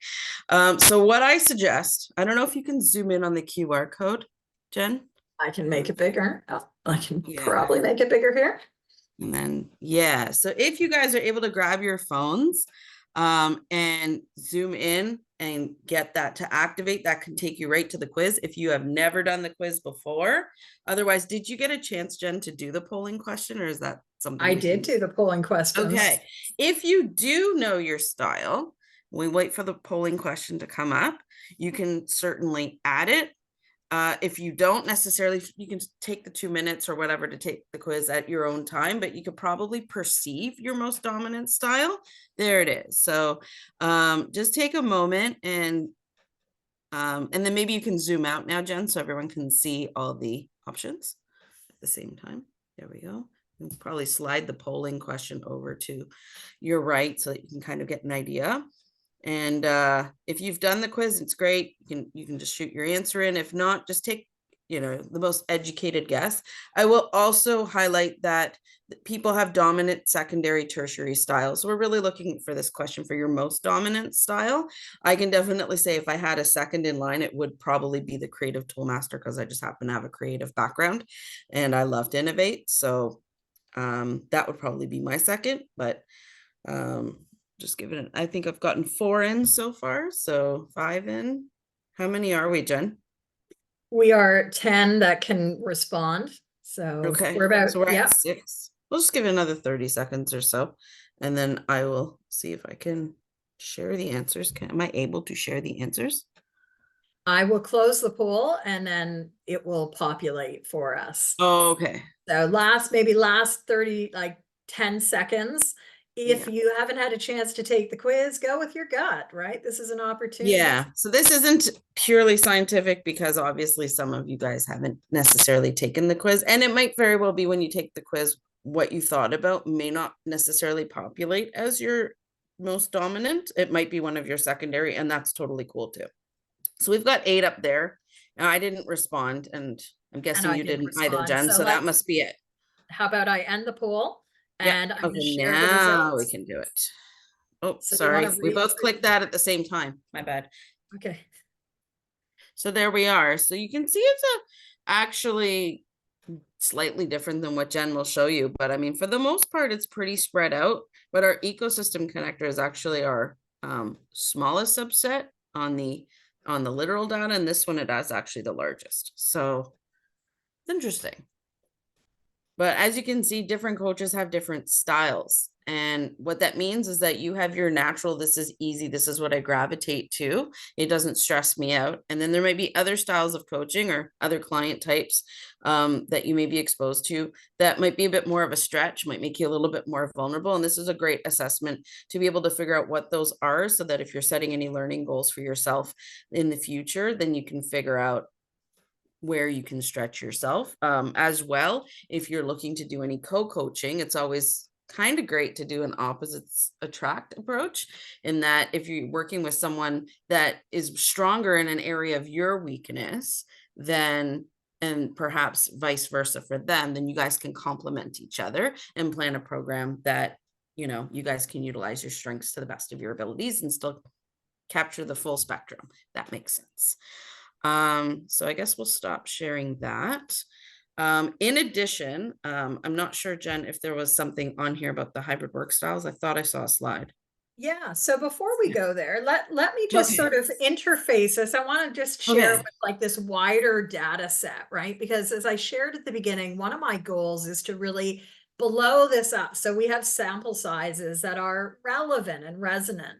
And so last month I went in and looked at how many people had taken the quiz, completed the quiz, not just like answered one question, but completed the quiz. And it was a data size closer to 1,000 people. So what we saw in that data set, which is ever changing, is here was the breakdown. So Spiral Lighthouse coach, which as you heard from Rita, the Spiral Lighthouse is that coach who is amazing at looking at different perspectives. They see things in layers. 31.9% of survey respondents were at least that as a primary, right? So again, you can have multiple ways to look at this. Behind that, ecosystem connector. I said it was smallest subset, but actually in that data set, it was next. Ecosystem connector, 23.3%. And today we had, I think, 3 out of 10. So about 30% of this group. Ecosystem connector is great at seeing connection. And given that many of you are very familiar and perhaps heard about me through the Reconnecting Workspaces work, that is like the body of work for an ecosystem connector. Creative Toolmaster is 4th, just behind the catalytic firecracker. Think about the word catalytic, right? The catalytic firecracker might be someone who loves using visual cards, right? Some of you might have used our conversation sparker cards, which are really a big part of this notion of how do we create a boom? How do we create a zest? And then our smallest subset, which I think may not be fully representative, but I think it may be representative of the sample, grounded labyrinth coaches. And if you think about mindfulness coaching, this is the domain that we're actually hearing people need more of right now. We need as a client, we need to get grounded. We need to be able to create a pause, have a breath. And so that was the data set. I'm going to just let that ring so it goes to voicemail. And here's the breakdown in this. And then I think, Rita, you were looking at how do we now get into the hybrid work styles, which actually Yeah. I only have the chairs. I only have the chairs. So we're going to go back to the chairs Okay. on this one. So the hybrid work style is more, and I'm going to use the holiday gift analogy, is about thinking about who you're buying that Christmas or holiday gift for. So as a coach, who are you serving? Whether it's individuals, groups, or teams, there's usually a bunch of different people. So whether it's, you know, your crazy Uncle Roger and he doesn't like anything, how do you satisfy that person? Or like, how do you deal with little kids versus the you know, older people in your family, and trying to figure out what type of gift and what type of budget is the best for them. If any of you have done any sort of style work in the sort of OD training world, this wouldn't be unfamiliar to you, but as a coach, it's more about taking them on a discovery as opposed to just feeding them information about here's how this tool works and here's how your team can do better on it. The hybrid work styles also take into account the fact that we are working in a very different physical and virtual space, depending on the model that people are using. So whether you deliver coaching in person, whether you do it virtually or some hybrid form, that's also worth taking into consideration, the type of tools that you're going to utilize to best resonate with the group, right? So I wish I had the 5 listed in front of me, but You know what I will I'm gonna do is stop I the will share. Here's what I'm going to do. I'm going to stop the share and I'll bring up the 6 factors, which will have them embedded in it. So let me pull oh, that up thank for you. Yeah, let me just find it. Give me 1 second. Sure. And I can let you know, like, my type is a visionary. So my type is all about looking at the big picture, the future state, and trying to come up with innovative new ideas for making things better. So if you were to coach me, what tools would you possibly consider using? Right? If you were doing an individual, or if you were doing a group coach and I just happen to be one of your participants, right? Here we are. All right. So do we have that one? No, not yet. Bear with me.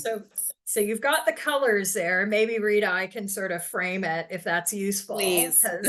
So as Rita just shared, there's really 5 or 6 different styles of our clients, and those clients are always looking at different things. So the visionary, and Rita, you have identified yourself as a visionary. The visionary is always looking at, like, why are we doing this? What's important about this? What's possible?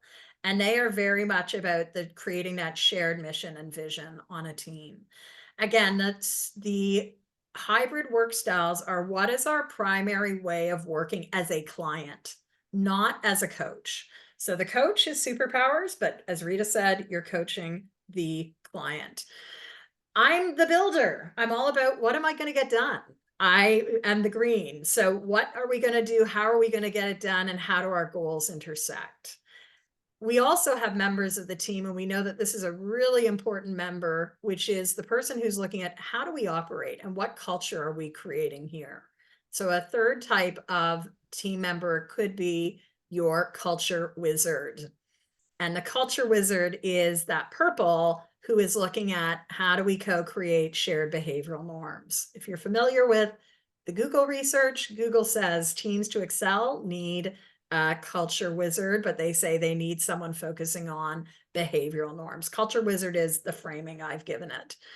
Our 4th area, which is labeled number 5 here, clear roles, right? We do also need someone on the team who is looking at who's doing what, when, where, and how. And that might be a social coordinator. Okay, so there's a 6th type, which is a social coordinator. And they sit beside the orange, which is the innovative experimenter. The innovative experimenter is constantly out trying things, seeing what works, what doesn't work. But they know that in order for those conversations to happen, they need to have shared team practices. They need to be able to talk about what are we doing and how are we doing it. And finally, some of us as clients could be the shared commitment wedge, which is the connector. And I think Michelle Mullins, you're a connector, if memory serves me correct. Michelle and I did a walkthrough of these maybe 18 months ago on an episode of the Remote Pathways podcast. So Rita, I hope that's a good way to frame it. Anything? Yes, I just needed the list in front of me so that I could part and parcel, but I'm glad you were able to jump in. And then the other piece I just wanted to connect is why are we talking about these quizzes? What is the point? I mean, I've already done my holiday shopping. Not only is it worth keeping in mind, because if you do the quiz, you'll get a report detailing your specific type in your email.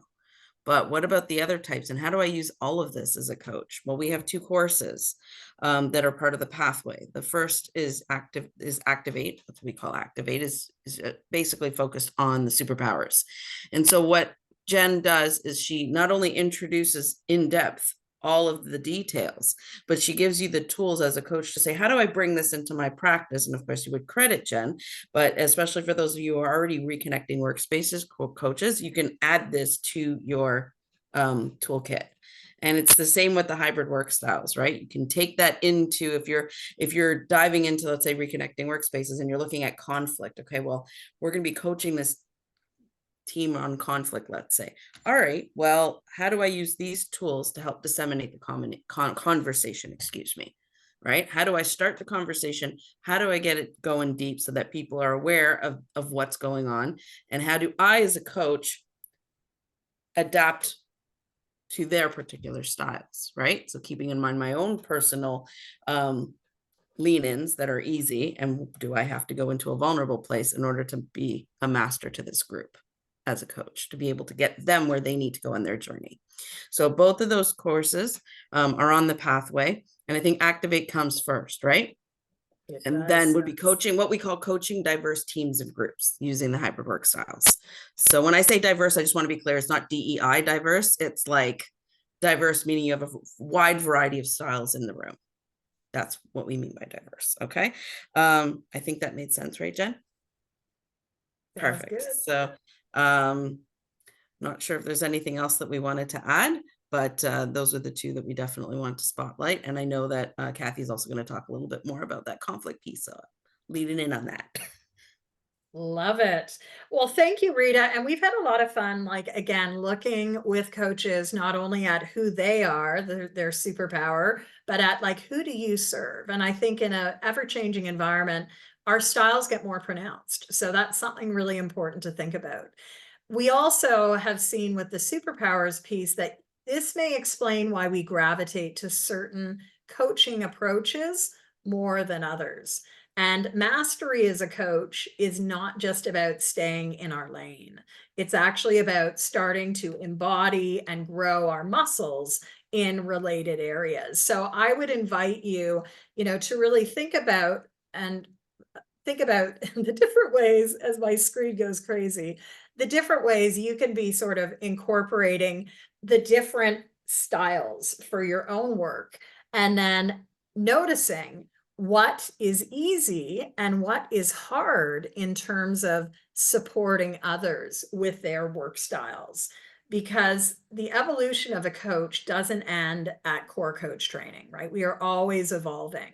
And this is really where Activate, which is now course 4 in our 10-course pathway, or Coaching Diverse Teams and Groups, which is course number 5 in the pathway, gives coaches, new and seasoned, an opportunity to really step back and look at who you are and what is that range? How do you expand that range in service to your clients? So we hope that you've enjoyed this. Any comments or questions about it before we move and shift gears again? And Rita, it looks like I you will want to add also something. say that the 2 courses are actually really fun as well. They're maybe because I'm very energetic when I'm there, but like they're very high paced. You don't know when the time has passed. You're like, how did all this time pass so quickly?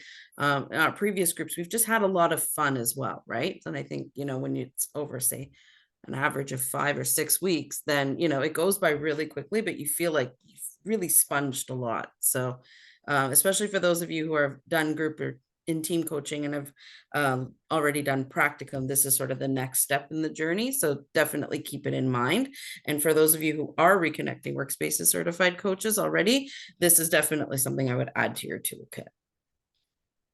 Thank you so much, Rita. Bravo for her.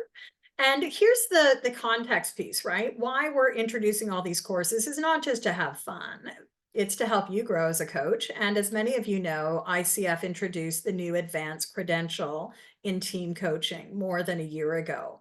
Part of the requirement for applying for that advanced credential is 60 hours of training in team coaching. So as we built out the pathway, our first 6 courses, which includes the trifecta, your essentials, your practicum, then activate and the coaching diverse teams and groups. So it's group and team coaching. We also have either coaches going on to fulfill their 60 hours with either the neuroscience course or co-coaching. So that's why it's looking like the pathway is long, and people are like, why? Well, ICF is now requiring that if you're working towards it, it's not just a couple of courses, there's lots of additional layers. So maybe let's invite you to get up and stretch while Kathy gets ready. I'm going to make sure, Kathy, that you could share your screen, because I think Kathy's going to work her own screen. And Kathy's going to take us into the doorway of team coaching. So as you may know, we've been offering team coaching training for just about as long as we have group coaching training. And for me as a practitioner, it's not just enough to empower groups. If we really want to make change and affect change, we need to empower teams and work with teams on that alignment, especially in a world which may be hybrid, which may be matrix, which may be project-based teams. This is the world that I came from, and this is the world that Kathy is now giving voice to. So I want to introduce you to Kathy Vaughn. She is our team lead for team coaching. And like Rita, like Evana, has been with us for 2 years. Kathy leads the Team Coaching Essentials program, and want to welcome you, Kathy, from your evening. So with that, we're going to switch gears now over to team coaching. Over to you, Kathy. Thanks, Jennifer. And I'm looking forward to sharing the slides, if I can have the hosting rights. And greetings, everyone. I want to say, where in the world is Kathy? I'm joining you from the most recent internationally recognized state, which is that of South Sudan. I'm currently in Juba, just across from the Nile. So Jennifer and I have that in common from teams working in the United Nations and humanitarian sector, and working with a team today. And it's what I love to do. And I hope to share with you, as I go through this, a few things about teams, some myths, test your sense of what you think about some of these 5 statements I'm going to share with you, look at some trends in team coaching, and then Jennifer and I want to talk more about our pathway. So that's how we're going. And for this, we're going to step out of doors. A little ironic, perhaps, given that I'm not in the Northern Hemisphere, but I have been shocked at the celebration of Christmas.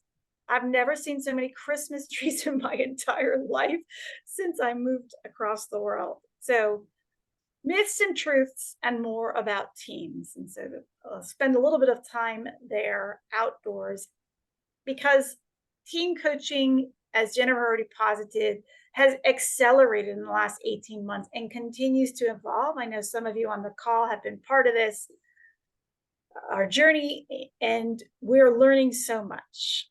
So here's the first statement I'd like to throw at you. And what Jennifer's going to do is put up a poll, and you'll just say, A means you agree, B means bah humbug.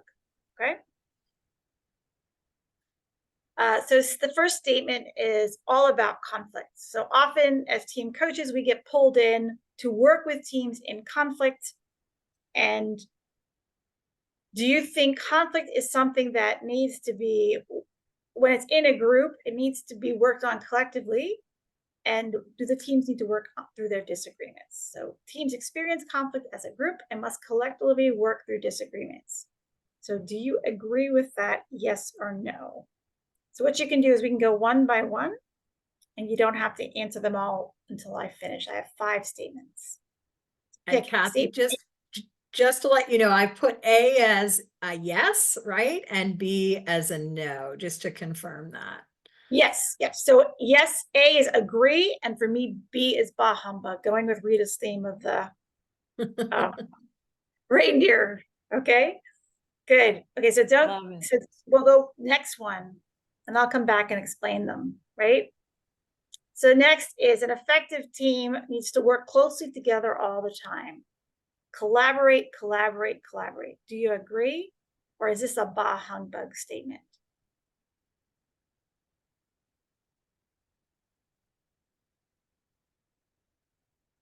Go ahead and answer that question. Statement 3. Knowing who does what and how is more important than having a team vision. Knowing who does what and how is more important than having a team vision. Do you agree, or is this a bah humbug statement? Statement 4.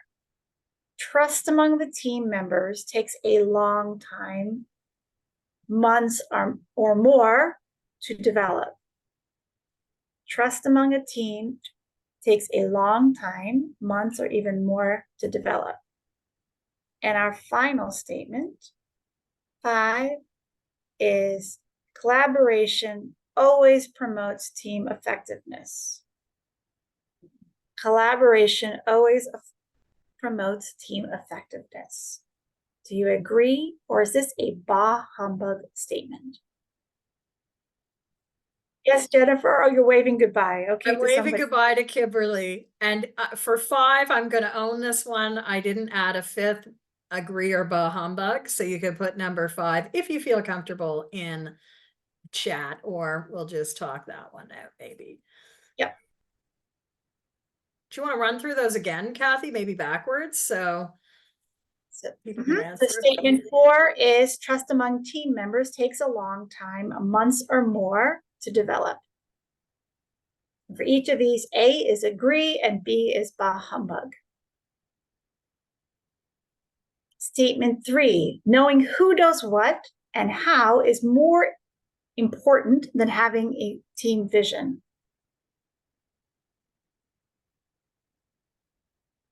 Number 2, an effective team should work very closely together at all times.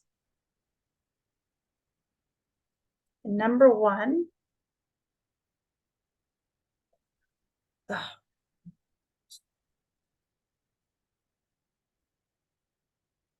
our kickoff statement, teams experience conflict as a group and must collectively work through disagreements.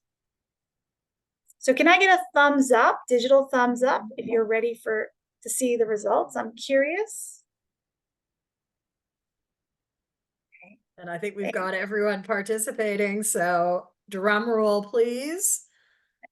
End the poll and share the results. Okay. So conflict is one of the reasons I mentioned that we get called in as coaches, whether we're trained as team coaches or not. Can we come in and help the team, right? The team, there's some issues, there's conflict going on. And we start having that conversation with either the sponsor or the leader of the team. So when we think about experiencing conflict as a group, they must collectively work through the disagreements. It's really important when we're looking at conflict to consider, where is the conflict occurring? Is it an interpersonal issue between 1 or 2 people who then are infecting the team, kind of like a contagion? Or is it a larger conversation about how we are together? So understanding the main source of conflict is important to know how you help the team engage in the conflict. We know from the team effectiveness research that actually a team that is able to go through conflict, learn from it, and grow from it is one of the hallmarks of an effective team. So in terms of the statement, most of this is true, but not all of it. It is possible that you could have a conflict between 2 people that's constantly there in every meeting, and to have the team work through it, it's not a team issue. And maybe it needs a different approach like mediation or even conflict coaching of those individuals. Or support to the manager for them to step into their authority and make it clear what's acceptable behavior or not. But to engage the entire team in a discussion of two people's dysfunction does not serve the team. So really it is important to address conflict, and people can experience it collectively, but where's the source of the conflict? And from that, you decide how best to engage it. So thanks for that response. And 2, effective teams should work closely together at all times. Now, I want you to think about this in terms of our experience through COVID. And most of you said no. In fact, it looks like it's 83%. That COVID demonstrated to us that we don't have to be together at all times physically, presentially. We can work asynchronously and even across time zones. That does not make us less effective. And as Jennifer pointed out earlier in her State of the Union address, it's the type of team, what they're trying to achieve, and the capabilities of the team that may decide if they need to work closely together or not. So the reason for this team, the raison d'etre, right? What's the vision of what they're trying to achieve, the capabilities of the team, and the ways of working that they agree on will decide whether they're going to need to work closely together at all times or at some times. And that's part of the conversation about what is your vision of an effective team, what's the vision of the work of this team, and how do you see yourself contribute? So thank you to everyone for your responses there. Let's move on to statement number 3. Knowing who does what and how is more important than having a team vision. And for this one, you were less fully on bah humbug and somewhat on agree. So while it is important to know who does what, roles and responsibilities, in the 6 factors of team effectiveness developed by Jennifer, team vision is almost always the starting point. If we don't have a vision, it's very hard to decide who does what, and also hard to make it more than being transactional. If you don't have an idea of what you're working towards in this day and age of uncertainty, constant change, desire for growth, even working with Gen Z, which I was talking a lot with the teams that I'm working with this week. If we don't have an idea of where the team is trying to go, it's pretty hard to talk about who does what. So you need to have that. Starting from who does what and how, you can't inverse it. You have to have the vision, and then you go down to the layer of the who does what. Well, really, really important to remember. The who does what and how might be easier, but the vision is essential. Statement 4, trust among team members takes a long time, months or more, to develop. This you were split. So for this one, I'd like someone who agreed to come off mute or in the chat, share with me a little bit about your perspective for answering agree versus disagree. I'll jump in. Thanks, Jared. As well, not in the coaching space right now, but in a leadership space with like multi-jurisdictional teams, different organizations working on similar projects. For me, the trust is kind of, it's there within the first few meetings.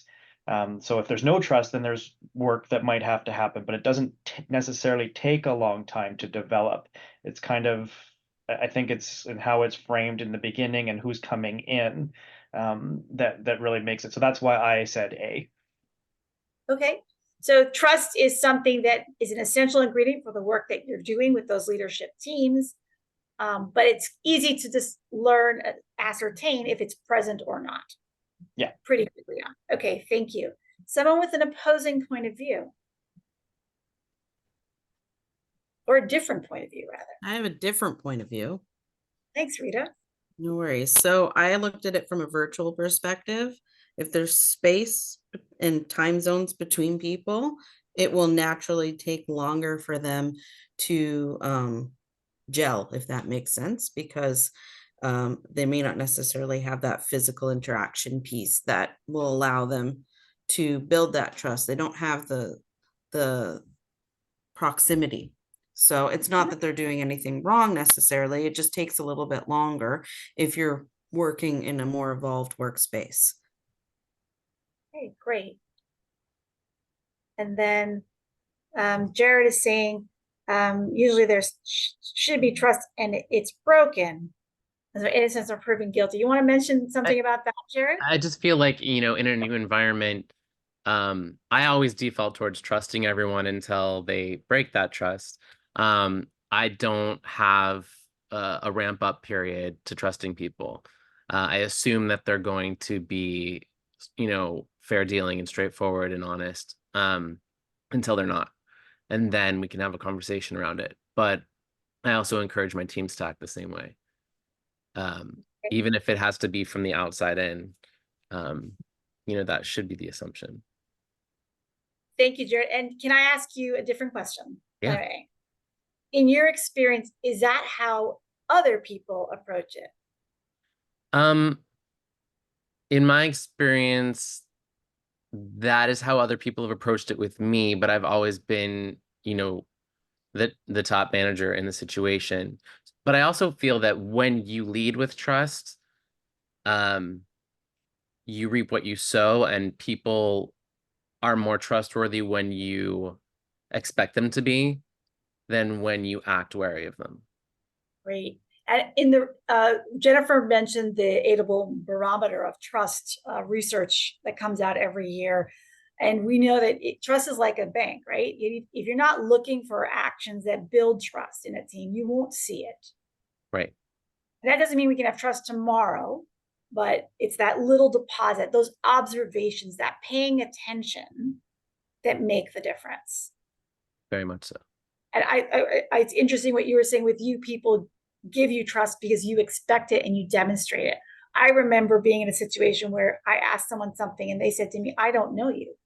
That was literally the response they gave to me. And I was like, oh, okay. So you're giving me information. We need to get to know each other. They were very direct, right? And so we then got to know each other. But it was such an interesting statement, so different than what I expected. So being open and curious. So thanks a lot. And then number 5, the last statement here, and I think some people put it in the chat, but is collaboration always promotes team effectiveness. Collaboration has been a word that has become very, very popular. It's a little bit like inclusion at this point. It's in everything. We collaborate, right? We're a team. We're doing good teamwork. We're inclusive. And then it's almost like, show me the money, right? Whereas the proof is in the pudding. Like, we need to actually see it, feel it, taste it. Is it live? Is it real? And sometimes it falls flat. The other part of it is collaboration takes a lot of work. If we're asking everyone to work together all the time without considering diversity of styles, without considering the needs and tasks that have to get done, without considering the brain power that it takes, forget the Zoom energy that it takes, we may be making our teams less effective, not more. And there's a lot of work done by Rob Cross on this about collaboration overload. So the intent of us working together, co-creating, is a wonderful one. We can have that vision, but the practicality of designing a team and designing work with a value in an organization or in a team of collaboration requires intentionality and it requires discussion. And this is a great one for team coaching. Just going to take a look here in the chat. If there's anything else that anyone wanted to add? Kathy, I didn't put it in the chat, but can I share my thoughts on just Sure. the conversation, if you don't mind? Sure. Thank you so much. So I think it's really interesting. And this to me has really been like eye-opening, let alone like heart-opening. It's like, wow, like what I think and what's, what's effective could be very different. So that's my first observation. But for me, as I'm hearing you share and as I'm seeing the polls and all this stuff, I just think like you mentioned the high performing teams, right? Like Jennifer's piece, it's like there's fundamental pieces. Like, do I mean? So to me, for example, with that trust question, it depends if the foundational pieces are in place, right? Like if they're not in place, just like we teach this in group coaching, that trust, safety, and connection has to be built like with certain fundamentals in order to do that. I see that. And I'm not saying it's the same in teams, but I just think like there's foundational pieces. If I even look at how our team at Potentials Realized has evolved in the last 2 years, right? Our dance of how much collaboration versus we know our roles. And so in our roles and knowing what our lanes are, then that naturally has built the trust and the respect for each other's roles. So I'm kind of going off a bit on a tangent, but I really appreciated this because it really kind of like jarred my, had me kind of like, whoa, like if I had a little, sorry, it's late where I am and my brain is not articulate tonight, but it really jarred my thinking and how my approach to this conversation of teams. So thank you. No, thank you. And I appreciate, Jared, your statements are clarifying. Another one I like to talk about is cooperation versus collaboration. A lot of us are cooperating to help people do their work. Very different than collaborating, where we come in with the intention of building something new, right? Building something forward. So that's another one that I just want to throw out there. So I'm going to go very quickly through some of these trends because I think Jennifer and I want to now take these trends and show you how do they show up in the pathway and how do they help you develop in working with teams. So the first is the being over the doing. When I work with a team, I'm more and more starting with how are you as a team, right? How do you show up as a team? How are you as a team member? We only talk about the roles and responsibilities, but we don't have the vision. We don't have the buy-in.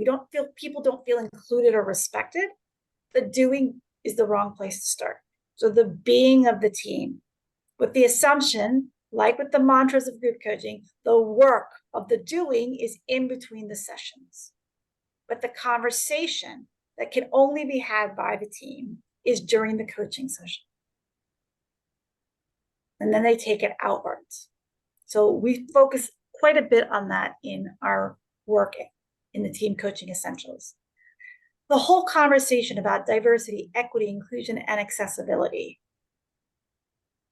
You've heard already we have a neuroscience offering that's new in the last 6 months. But the conversations about how do we create spaces for all contributions, for everyone to come and feel respected, listened to, valued, whether they can be open about some of their concerns or not. It's the conversation to listen and to have someone say, I'm not comfortable with that, or I am. And I'm going to give a really practical example. Do people show up on video or not? I worked with a team a while ago where they had never had an explicit conversation around use of video.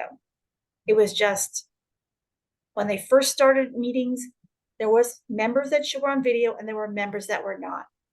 And as we had that conversation, finally someone came and said, I'm not comfortable being on video. And it took, people were very interested, but respected that position because they wanted to have a space where everyone felt they could show up. But we had to have the explicit conversation. Accessibility is another one, right? How do we work with differential needs? How do we work with people with more auditory or sensory needs? And so again, the neuroscience, but just being more inclusive overall and helping leaders not be role models for this and play a role in that agenda, but making it also the accountability of the entire team. Because one person alone cannot, you can champion something, but you can't execute it. You need everyone to have that conversation. Co-coaching, another one of our new offerings. It's growing.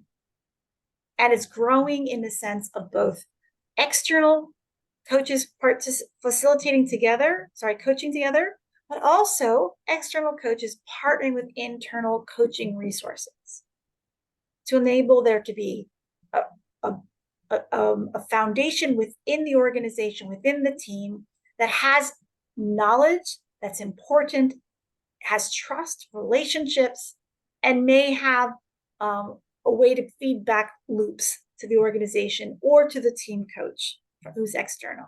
So having those conversations. The other thing is a team that's over the size of 15, according to ICF definition, requires more than one coach. I would say, and I think Jennifer you agree with me, that after 10 to 12, you're probably needing to consider asking the client if you can bring in a secondary resource.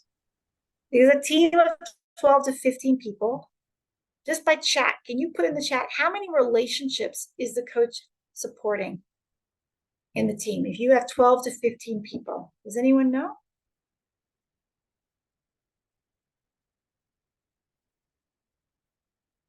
It's a lot, Kathy, right? I don't know the number, but it's exponential. It's 42 to 42. Yes, exactly. 44. So think about you in a daily, if you've ever been a manager, right?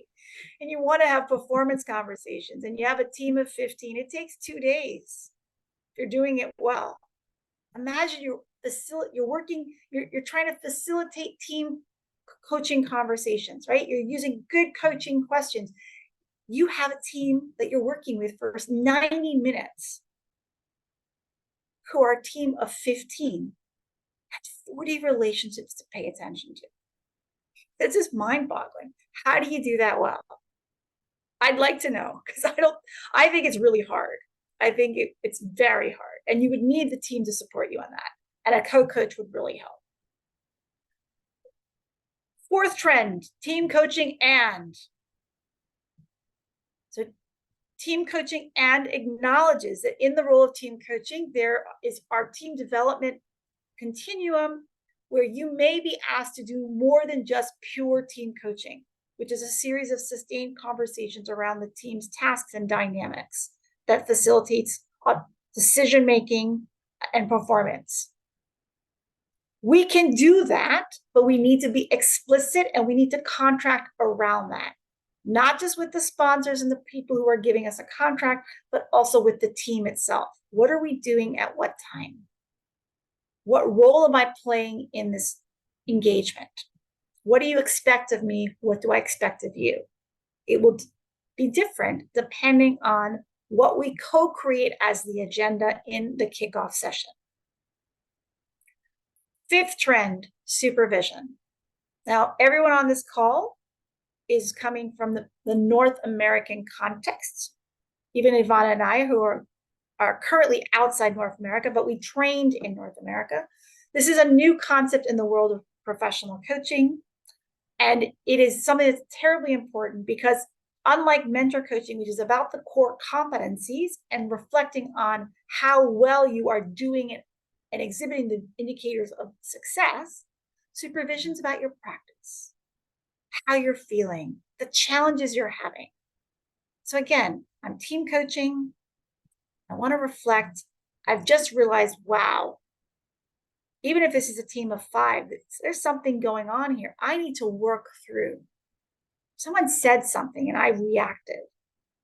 Where do I go? I can go to a peer, but I can also go to a trained professional supervisor who has the capability to provide me support from a normative perspective, from a developmental perspective, and from a restorative perspective. So last year, Potentials Realized launched our group coaching for team and group coaches. And Jennifer and I are also, we've completed external training that's recognized as supervisors. And so we want to offer that out there.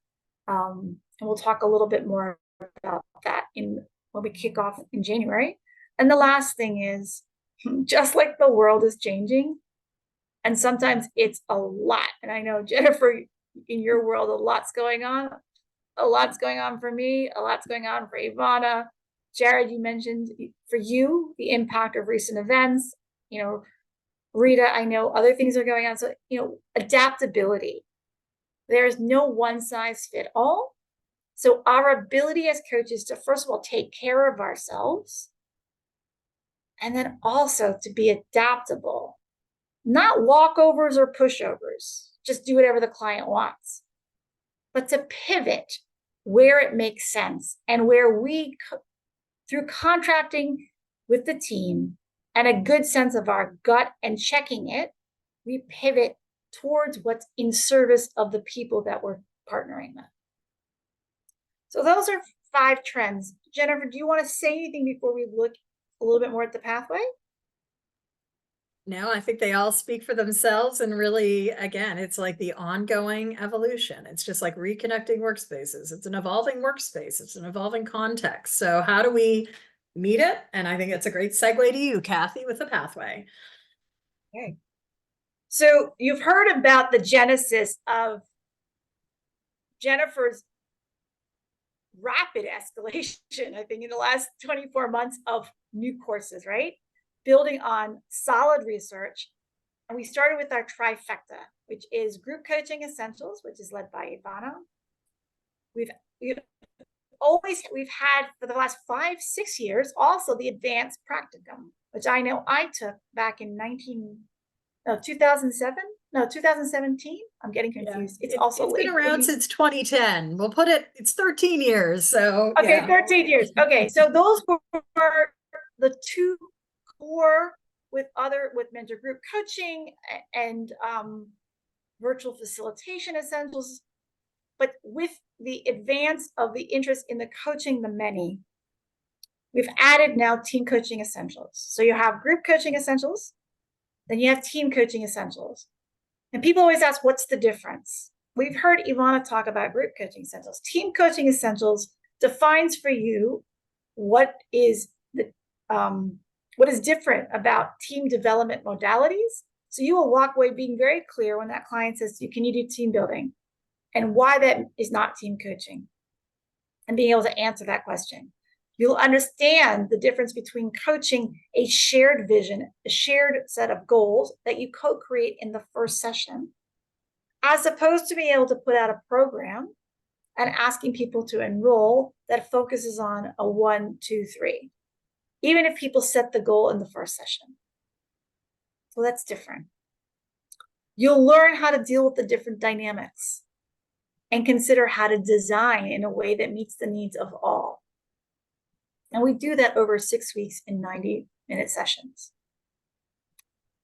The team coaching also includes all the other hallmarks, small, intimate, dialogue-based sessions with work touch points in between, as well as blended learn.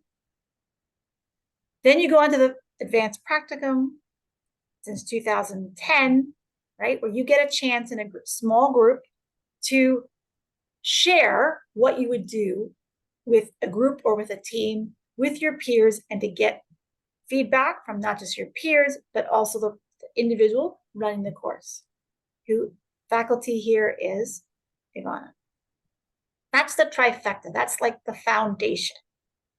Once you've done those courses, though, you might decide, based on your 2024 goal, where do I want to go next?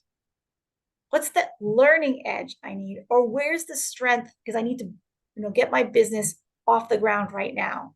Maybe it's learning more about yourself as a coach. And then you're going to go to create superpowers, right?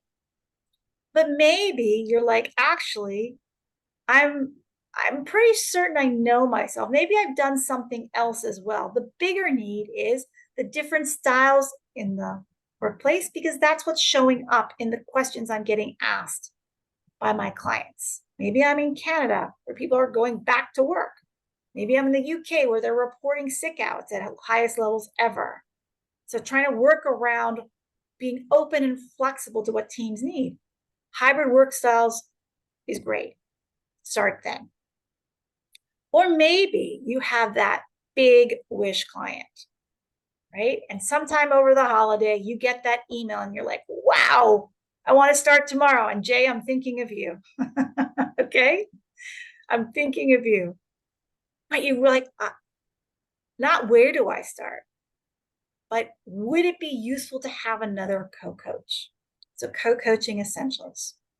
So what the next 3 courses in the pathway of the 60 hours offers you is a choice of what fits your needs, developmental needs, your business needs at the moment.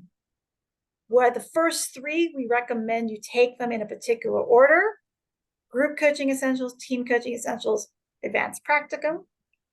The next 3 are up to you. You need to take all of them to get the 60 hours, but you can do it in a way that services you, because we have a modular approach to our learning. Jennifer, before I move on, do you want to say anything more? No, I think you did a great job, Kathy, of explaining it. You'll notice as well, coaching supervision running along the bottom. And as you've heard from all of us, you know, some of the more, I wouldn't call them optional, but they're the plug and play, right? Maybe you do a lot of virtual. So you're going to join the thousands of people who took virtual facilitation essentials from 2015 through the pandemic, right? Thousands of people. We do coaching biz growth lab. I talked a little bit about that, building on to the CBB. We're going to go to that next. And you met earlier, we did Reconnecting Workspaces and the 90-day guide. So that is, you know, those are more optional depending on your needs, as is the NELA, the newest of the neuroscience learning and experiential approaches. Because it's not just about the science, it's also about how do we activate learning and how do we activate you know, best experiential processes so that we're learning through experience. So back to you, Kathy. No, and the NLEA is another one where it is about not just learning and discussing, but you're doing and getting feedback, right? You're taking, you have a research project that's involved in it. You have to give a presentation each time someone presents, and you get feedback. So you're learning by doing, and you're seeing and experiencing what it's like to do that with a group of people who become your peers and your learning cohort, and then you get feedback. So really, really useful. So within all of this, again, there's choice. It's plug and play, there's modular, and there's always the support of onboarding within the sessions, in between the sessions, having some laser calls, 2 at this point going forward. That will be the offer, and then a post call, so that it's before, during, and after engagement.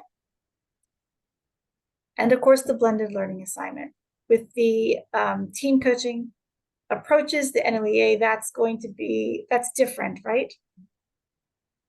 It's simply the present, like the, not coach on call, but you as expert on call. So, you know, you in the space of neuroscience learning or experiential might have an area that you want to start evolving expertise around. I think we sort of heard this from Jared, right? Like, how do we want to show up? There's so many ways we can evolve as coaches, but where do we want to start doubling down in our expertise? So this is the pathway. We've had a few people graduate from the 70-hour pathway. Now, I said 60 hours before, and that's because we're working with what ICF says is considered 60 hours minimum. So there you can do a 70.75, but there's for ICF, for the ACTC, you need to do 60 hours. And it has to be of a certain type of course, and you can contact us for our course catalog because it is approved. The 125 hours is more intense and also includes the Reconnecting Workspaces, which, as you heard, is a 24-week commitment, which is where you get the full pathway. And I think, Jennifer, just to give people an idea, right now, how long is it taking people to go through the pathway for 70.75 hours? So it can take upwards of a year. Again, depending on your learning, a lot of these courses are 6 weeks. And so it could be as fast as 6-7 months, but a lot of people have actually over time gone and done trifecta, the first 3, and then come back. So could take several years. I do want to acknowledge Janine, Danette, Elise, and Heidi, who all did their 60-hour pathways this year. And again, they were all sort of in different timeframes and pathways as well, which is sort of interesting. So I think we all know when we've had enough of learning and when we need more. And so if you are maybe an alumni from, any time in the last 20 years, just know that if you enjoyed, there are new courses that you could be adding on. And I think what is becoming clear, because it's only been a year that the new advanced credential has been in existence, more and more coaches are striving to that. So feel free to set up a call with any of us about the pathway. Yeah, and I would just encourage people as well, not just to set up a call, but know that if you are one of our alumni and you've taken a course, come back and talk to us and see there is some provision within the ACTC for prior learning. And I think we'd love to support our alumni with their interest in team coaching as this evolves as a space. Evana? Thanks, Kathy. I would love just to share even my own personal experience just along the journey map, just based on the fact that building off of what Kathy and Jen have shared already, and just from a personal experience, not a team member experience, if I may, just to kind of bring different eyes to this. Having done some, not all of the pathway, I will acknowledge that, but having done some, I found that the sequencing of some of these programs fits really beautiful in the evolution of your journey as a coach. At least it did for me, because I naturally went to Superpowers, which really supported me to kind of get anchored in my strengths as a coach. And then I jumped to the neuroscience. And what was really great was I leveraged what I learned in my superpower, but not only my strength, but my growth edge to support myself as a coach, to really integrate that in neuroscience in my experiential education project. I remember this very clearly, but really actually going, okay, like I'm such a grounded labyrinth, but people can't just stay in awareness. Like even in our group coaching essentials, I love awareness, but a life of awareness is not going to get you reaching your goals necessarily. And so what was beautiful was in the neuroscience, you get to choose your project likely based on your strength, but then you also get to leverage your growth edge in where you want to evolve and stretch and grow as a group coach, as a team coach, or even as an individual coach. Right. So it's really, really powerful. And I just didn't want to step over that. And it was a personal journey that I've seen direct implications, like direct impact, we'll say, on my coaching business and coaching practice. So I just wanted to share that. Thank you, Thanks, Kathy, Eva. for allowing me the floor. No, it's good. So I think with that, I'd like to just say thank you for stepping out of the woods, outdoors with us as we look at this vast horizon before us. And we want to make sure we see the forest for the trees in all of this growth of team coaching, and want to be your partner as you invest in and develop your business and yourself as a coach. So just to recap, we have the pathway, right? We're doing team coaching. We're focusing on coaching for many, and we've added a lot of different courses over the last 14 to 16 months, as well as supervision, which is a growing investment in your development and practice as a coach. So over to you, Jennifer. All right. Well, thank you, Kathy. And we are slimming down in size, but not in energy. I want to thank you for continuing to stay here. We're going to move into our last section of the day, which is really about you as a business. And as I said a few hours ago, growing a sustainable business is a critical part of what we want to support you in. So part of it is also about being clear on what we are and who we are. So I'm going to be talking more about this as we go, but we're always drawing upon who we are. So let me make sure that I am sharing as we get into this, because I don't think it's sharing for you. Share the screen. Here we go. So we're going to spend our last little bit in the world of Coaching Business Builder and Plan, Do, Track, my 2017-2018 workbook planners. These are an undated planner, so they're not something that you're going to use every day of your experience, but the back part of it is a monthly, quarterly, annual planner. And so that's why I always like to bring it in at this time of year, because many of us are like running right up to the holidays, and then it's like, we collapse. This is why November, we did the Vision 2024 work. If you haven't viewed that on our YouTube channel, head on back to Effective Group Coach and you will see Vision 2024 part 1. And then I just posted this yesterday, but a few weeks later, we did sort of like a bringing down the vision, taking that vision now into strategic planning. And so if you haven't done part 2 of Planning 2024, invitation for you to do that. And why I do this, why I offer this to the world every year, is because I really think coaches deserve to have a sustainable business, a livelihood that we can lean into, that we love, that gets us out of bed. When I was a young coach way back in 2008, 2009, watching the economic implications of that moment in time, I saw amazing coaches going out of business overnight. They had one line of business, namely. And I had sort of fought tooth and nail and had a lot of resistance. People say, oh, you have to pick one niche. You can only do one thing. You can't just be groups, teams, individuals. Like, get it together, Jen. Like, please just do one thing. We're confused. I love diversity. I thrive on having a different conversation every hour. And while that might not be for everyone, it has really served this business well. And so as I sort of look out at where we are in 2023, going into 2024, just want to really invite coaches to consider, what is it that you want in your business? We can choose to be in an echo chamber, which gets louder and louder and louder every year. You need to have a niche, a niche. You need to do this, you need to do that. If I had listened to the people 20 years ago, we would not be doing what we do in group and team coaching.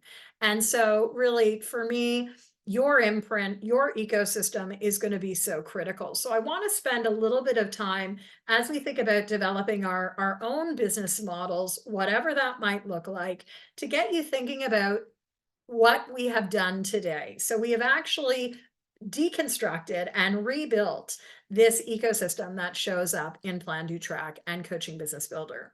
We started off with Evana a couple of hours ago with values and getting you to think about, what are those roots? What are those things that make you uniquely you as a coach? And those are under the surface. And sometimes we only see them when they get trodden upon. So just to remember, when you get really hot about a topic, its chances are that is related to your value system. And just like in a plant, just like any living organism, especially in a tropical environment, like we need to feed nutrients into that soil, into the root system. And that's going to help us grow that really strong stalk, which is a piece that we haven't spoken too much about today, but it's, what do we take a stand for? And this has been something that I've been very reflective on since I started coach training. And as many of you know, I started initially as a coach with the coactive model. And early on in coactive training, you learn about future self. Who do you want to be? What is the person you aspire to be? So my person's name is Fire. And I think many days I am able to step and be and evolve into Fire. Fire really is an advocate for just, having strong roots, doing lots of different things. And I hadn't until recently sort of solidified what we at this Business of Potentials realized take a stand for. So I'm going to do a separate call, but I just want to share this with you. I don't even think the team has seen this, because I really started evolving this just about a week ago, taking what we value, what we take a stand for. And as the business evolves, it's evolving beyond me as the CEO and founder. And so I just want to share some of this with you. We'll be doing a separate call on this, but I think it's really important as I share with you this notion of what is your stance. You know, here at Potentials Realize, as I think you've gathered today, we value that individual reflective and the collective dialogue. We've seen that modeled through that reflective prompts, but also then coming together in those breakouts. We also really stand and value the tensions which exist in a world of dichotomies, right? We are always working with groups and teams on the fringe of evolution and co-creation, and sometimes tensions, things that could never be resolved. And so there are many sides to any issue, many sides to any approach. As you heard from Evana, she named this a few minutes ago. We value both action and awareness. It is critical that we move around and look at that balance that's going to serve the clients we're with. And we do value learning from and with each other. We value the deep connections that can be created in and across space and virtually. We started as a virtual business in 2004 when people did not understand this way of being. It has worked and it will continue to work because it allows us to serve people all over the world. Rita and I are still, well, we used to be a stone's throw across. We're about an hour apart, but to Evana and Kathy, several hours ahead. People would look at us and not realize until this summer, the four of us were never together. Rita, Evana, and I got to have a lunch together for an hour or two this summer. But, you know, I don't think it matters. The four of us are able to do amazing things. And we're also supported by a few people in Asia as well who come in and do additional work with us. So very much, you know, it's deep connection. And it has been through the daily steps and consistent action that we're going to talk about now that has created the foundation of this business. Finally, and I'm not going to go into all of this because I'll talk about this at another time, but it is really, I am continuing to be an advocate for both entrepreneurial and intrapreneurial ways of working, helping people move into those risky safety zones where learning and action and growth really occur. Because in a world of change, we need more creativity, we need more innovation, and we need to keep on learning, whatever our baseline is. And finally, as I am so pleased to hear that the team has really embraced this, it's about the art and the science. It's about the creative, empirical, and magical elements anchoring us as global beings. We're going to continue to do work in very interesting spheres, some of which we're able to talk about widely, many things we can't for protection of the people that we serve. So I hope that you'll join us in 2024 at some stage in our community calls. If you've never been with us in the community calls, we do these on Tuesday, which is why today the party is happening today. And those happen generally bi-weekly on Tuesdays from 12 to 12:30. So thank you for staying a little bit longer. We're going to bridge now into not groups, not teams, but this business piece. And so I hope that you'll sketch out your own sort of tree today. And I want to give us just a minute to sort of wrap up with what we've been building out today, because this CBB, the Coaching Business Builder ecosystem, is really about you. We can only grow our businesses, I believe, as big as we are. And that's a pretty tall order. I think if someone had said that 20 years ago to me, I'd be like, what? But as I've evolved as a business owner, like I know it's my ceiling that puts limits in this business. And so I want to invite you right now just to start sketching out with me. Your tree can look different. It can look like this. It could be, you know, a tree like I'd see here in Canada that still has leaves, i.e. like the Christmas tree type of tree. In a few days, I'm going to be heading to my second part of the world where I got to live and work for more than a decade and a half, where it's the world of the mangrove tree, it's the world of the coconut tree, it's the world of the palm tree. But each ecosystem has root systems. And so I want to invite you, as I'm talking, to start sketching out your terrain. What is the terrain that you want to be operating within? Maybe it's flat, maybe it's mountainous, maybe you are above or below the tree line. I'd like you to just start sketching away on your piece of paper what you want this world of your work to look like in 2024. And as you figure out what that terrain is, start putting in your root system. Identify for yourself a couple of the value root stocks you want. Today, we've talked about authenticity, right? It's sort of interesting, I think, that authenticity is showing up in the public sphere. And what do we do as coaches? We help people tap into and deepen those authentic roots. Like, wow, compared to when I started out as a coach, and people are like, what, you coach sports teams?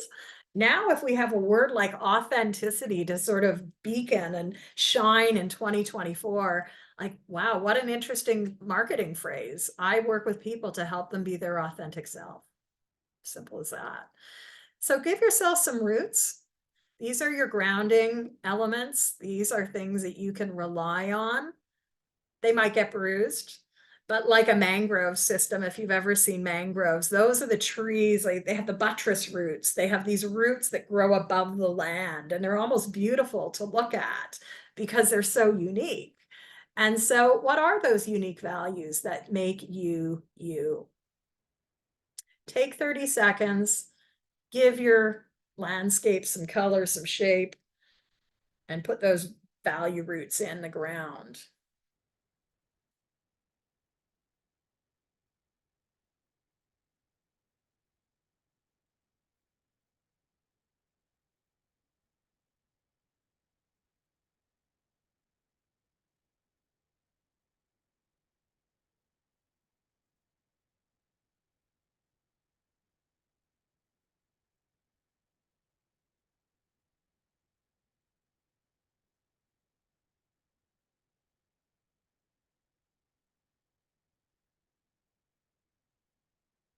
All right, we're now going to give the root system that strong sort of body, what you take a stand for. You can make it any kind of tree, as I said. But I also want you to give it some arms, right? I call it the tree arms, and that's not the proper scientific term, of course, but that's okay. Your arms are the strengths, right? We earlier talked and heard from Rita about your superpowers. So what are the strengths that you uniquely bring? If you imagine that those arms of the tree are your strengths in different formats, sketch that out as well before we start adding some additional leaves on.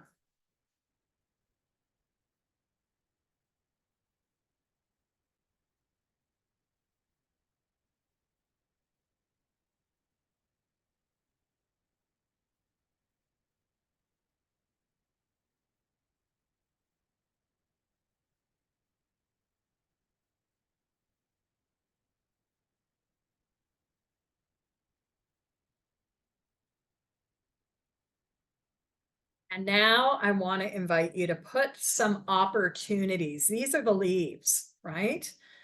Maybe we just start with a few buds, because sometimes we don't know where a new year is going to take us. But what are the leaves? What are the buds you are noticing that might lead to a leaf, to a flower, to a set of conversations? So give your tree some buds or some leaves. What are the opportunities, and name some of these opportunities, even if they're just a twinkle of your eye or part of your vision landscape.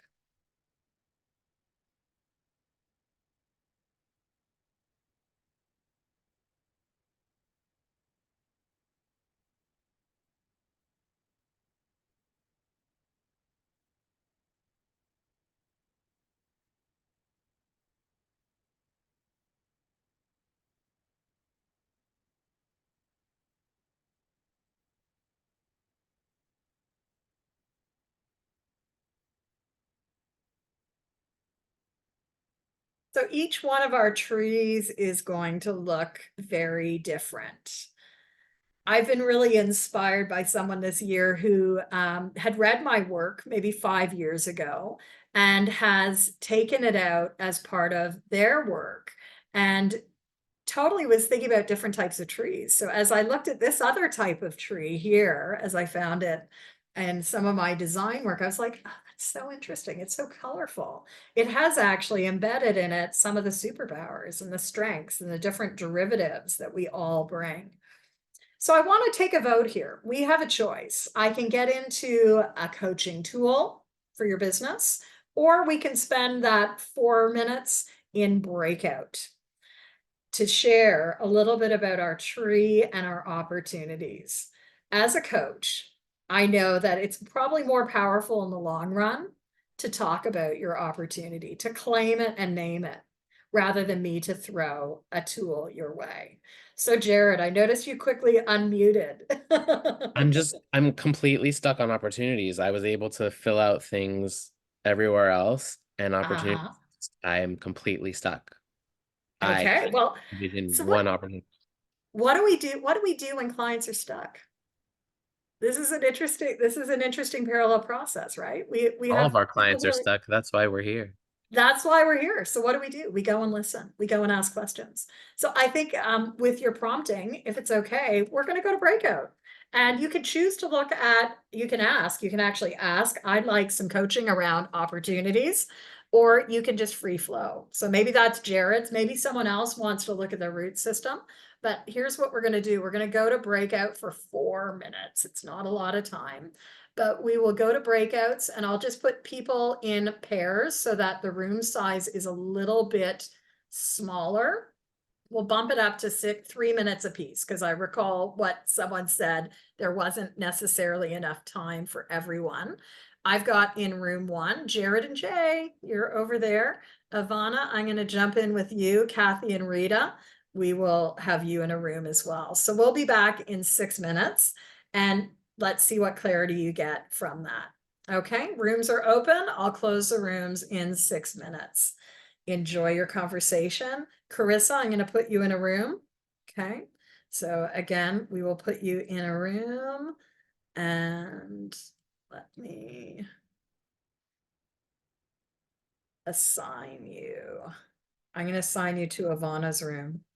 Okay, enjoy. I'll see you in 6 minutes or less. Alrighty, you seen the invite there, Ivana? Okay.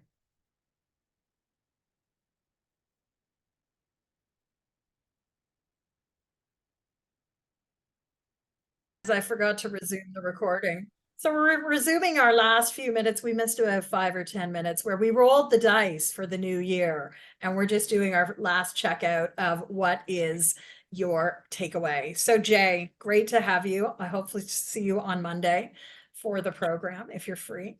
So hopefully. Yeah, I don't know if I will be, because I am still employed, and that's what. But that time piece is really what really stood out when you pulled up the time on the thing. Is it's just Ooh, the I'm time. so ready to Yes. let go of having my calendar filled by meetings that I really don't see any value in.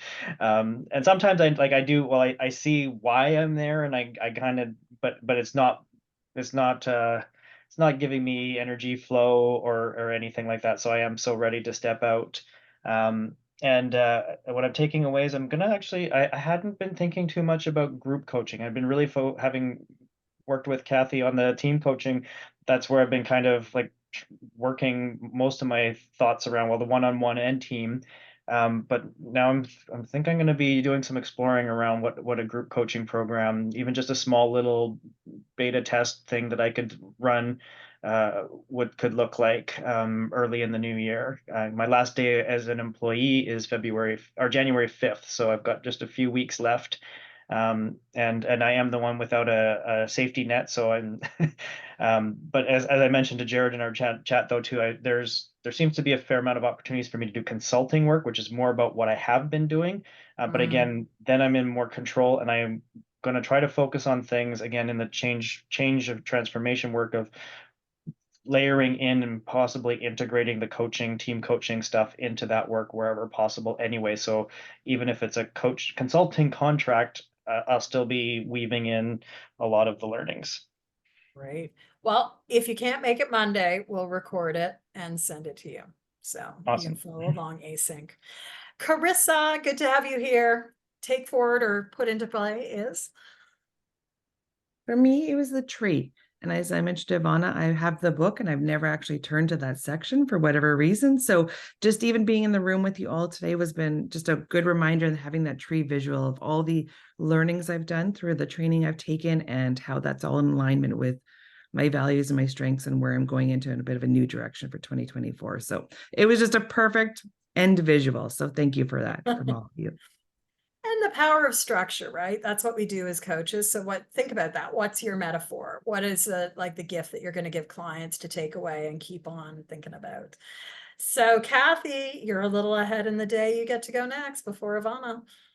Okay, thank you. So what I'm taking away from this is really just expanding my horizons.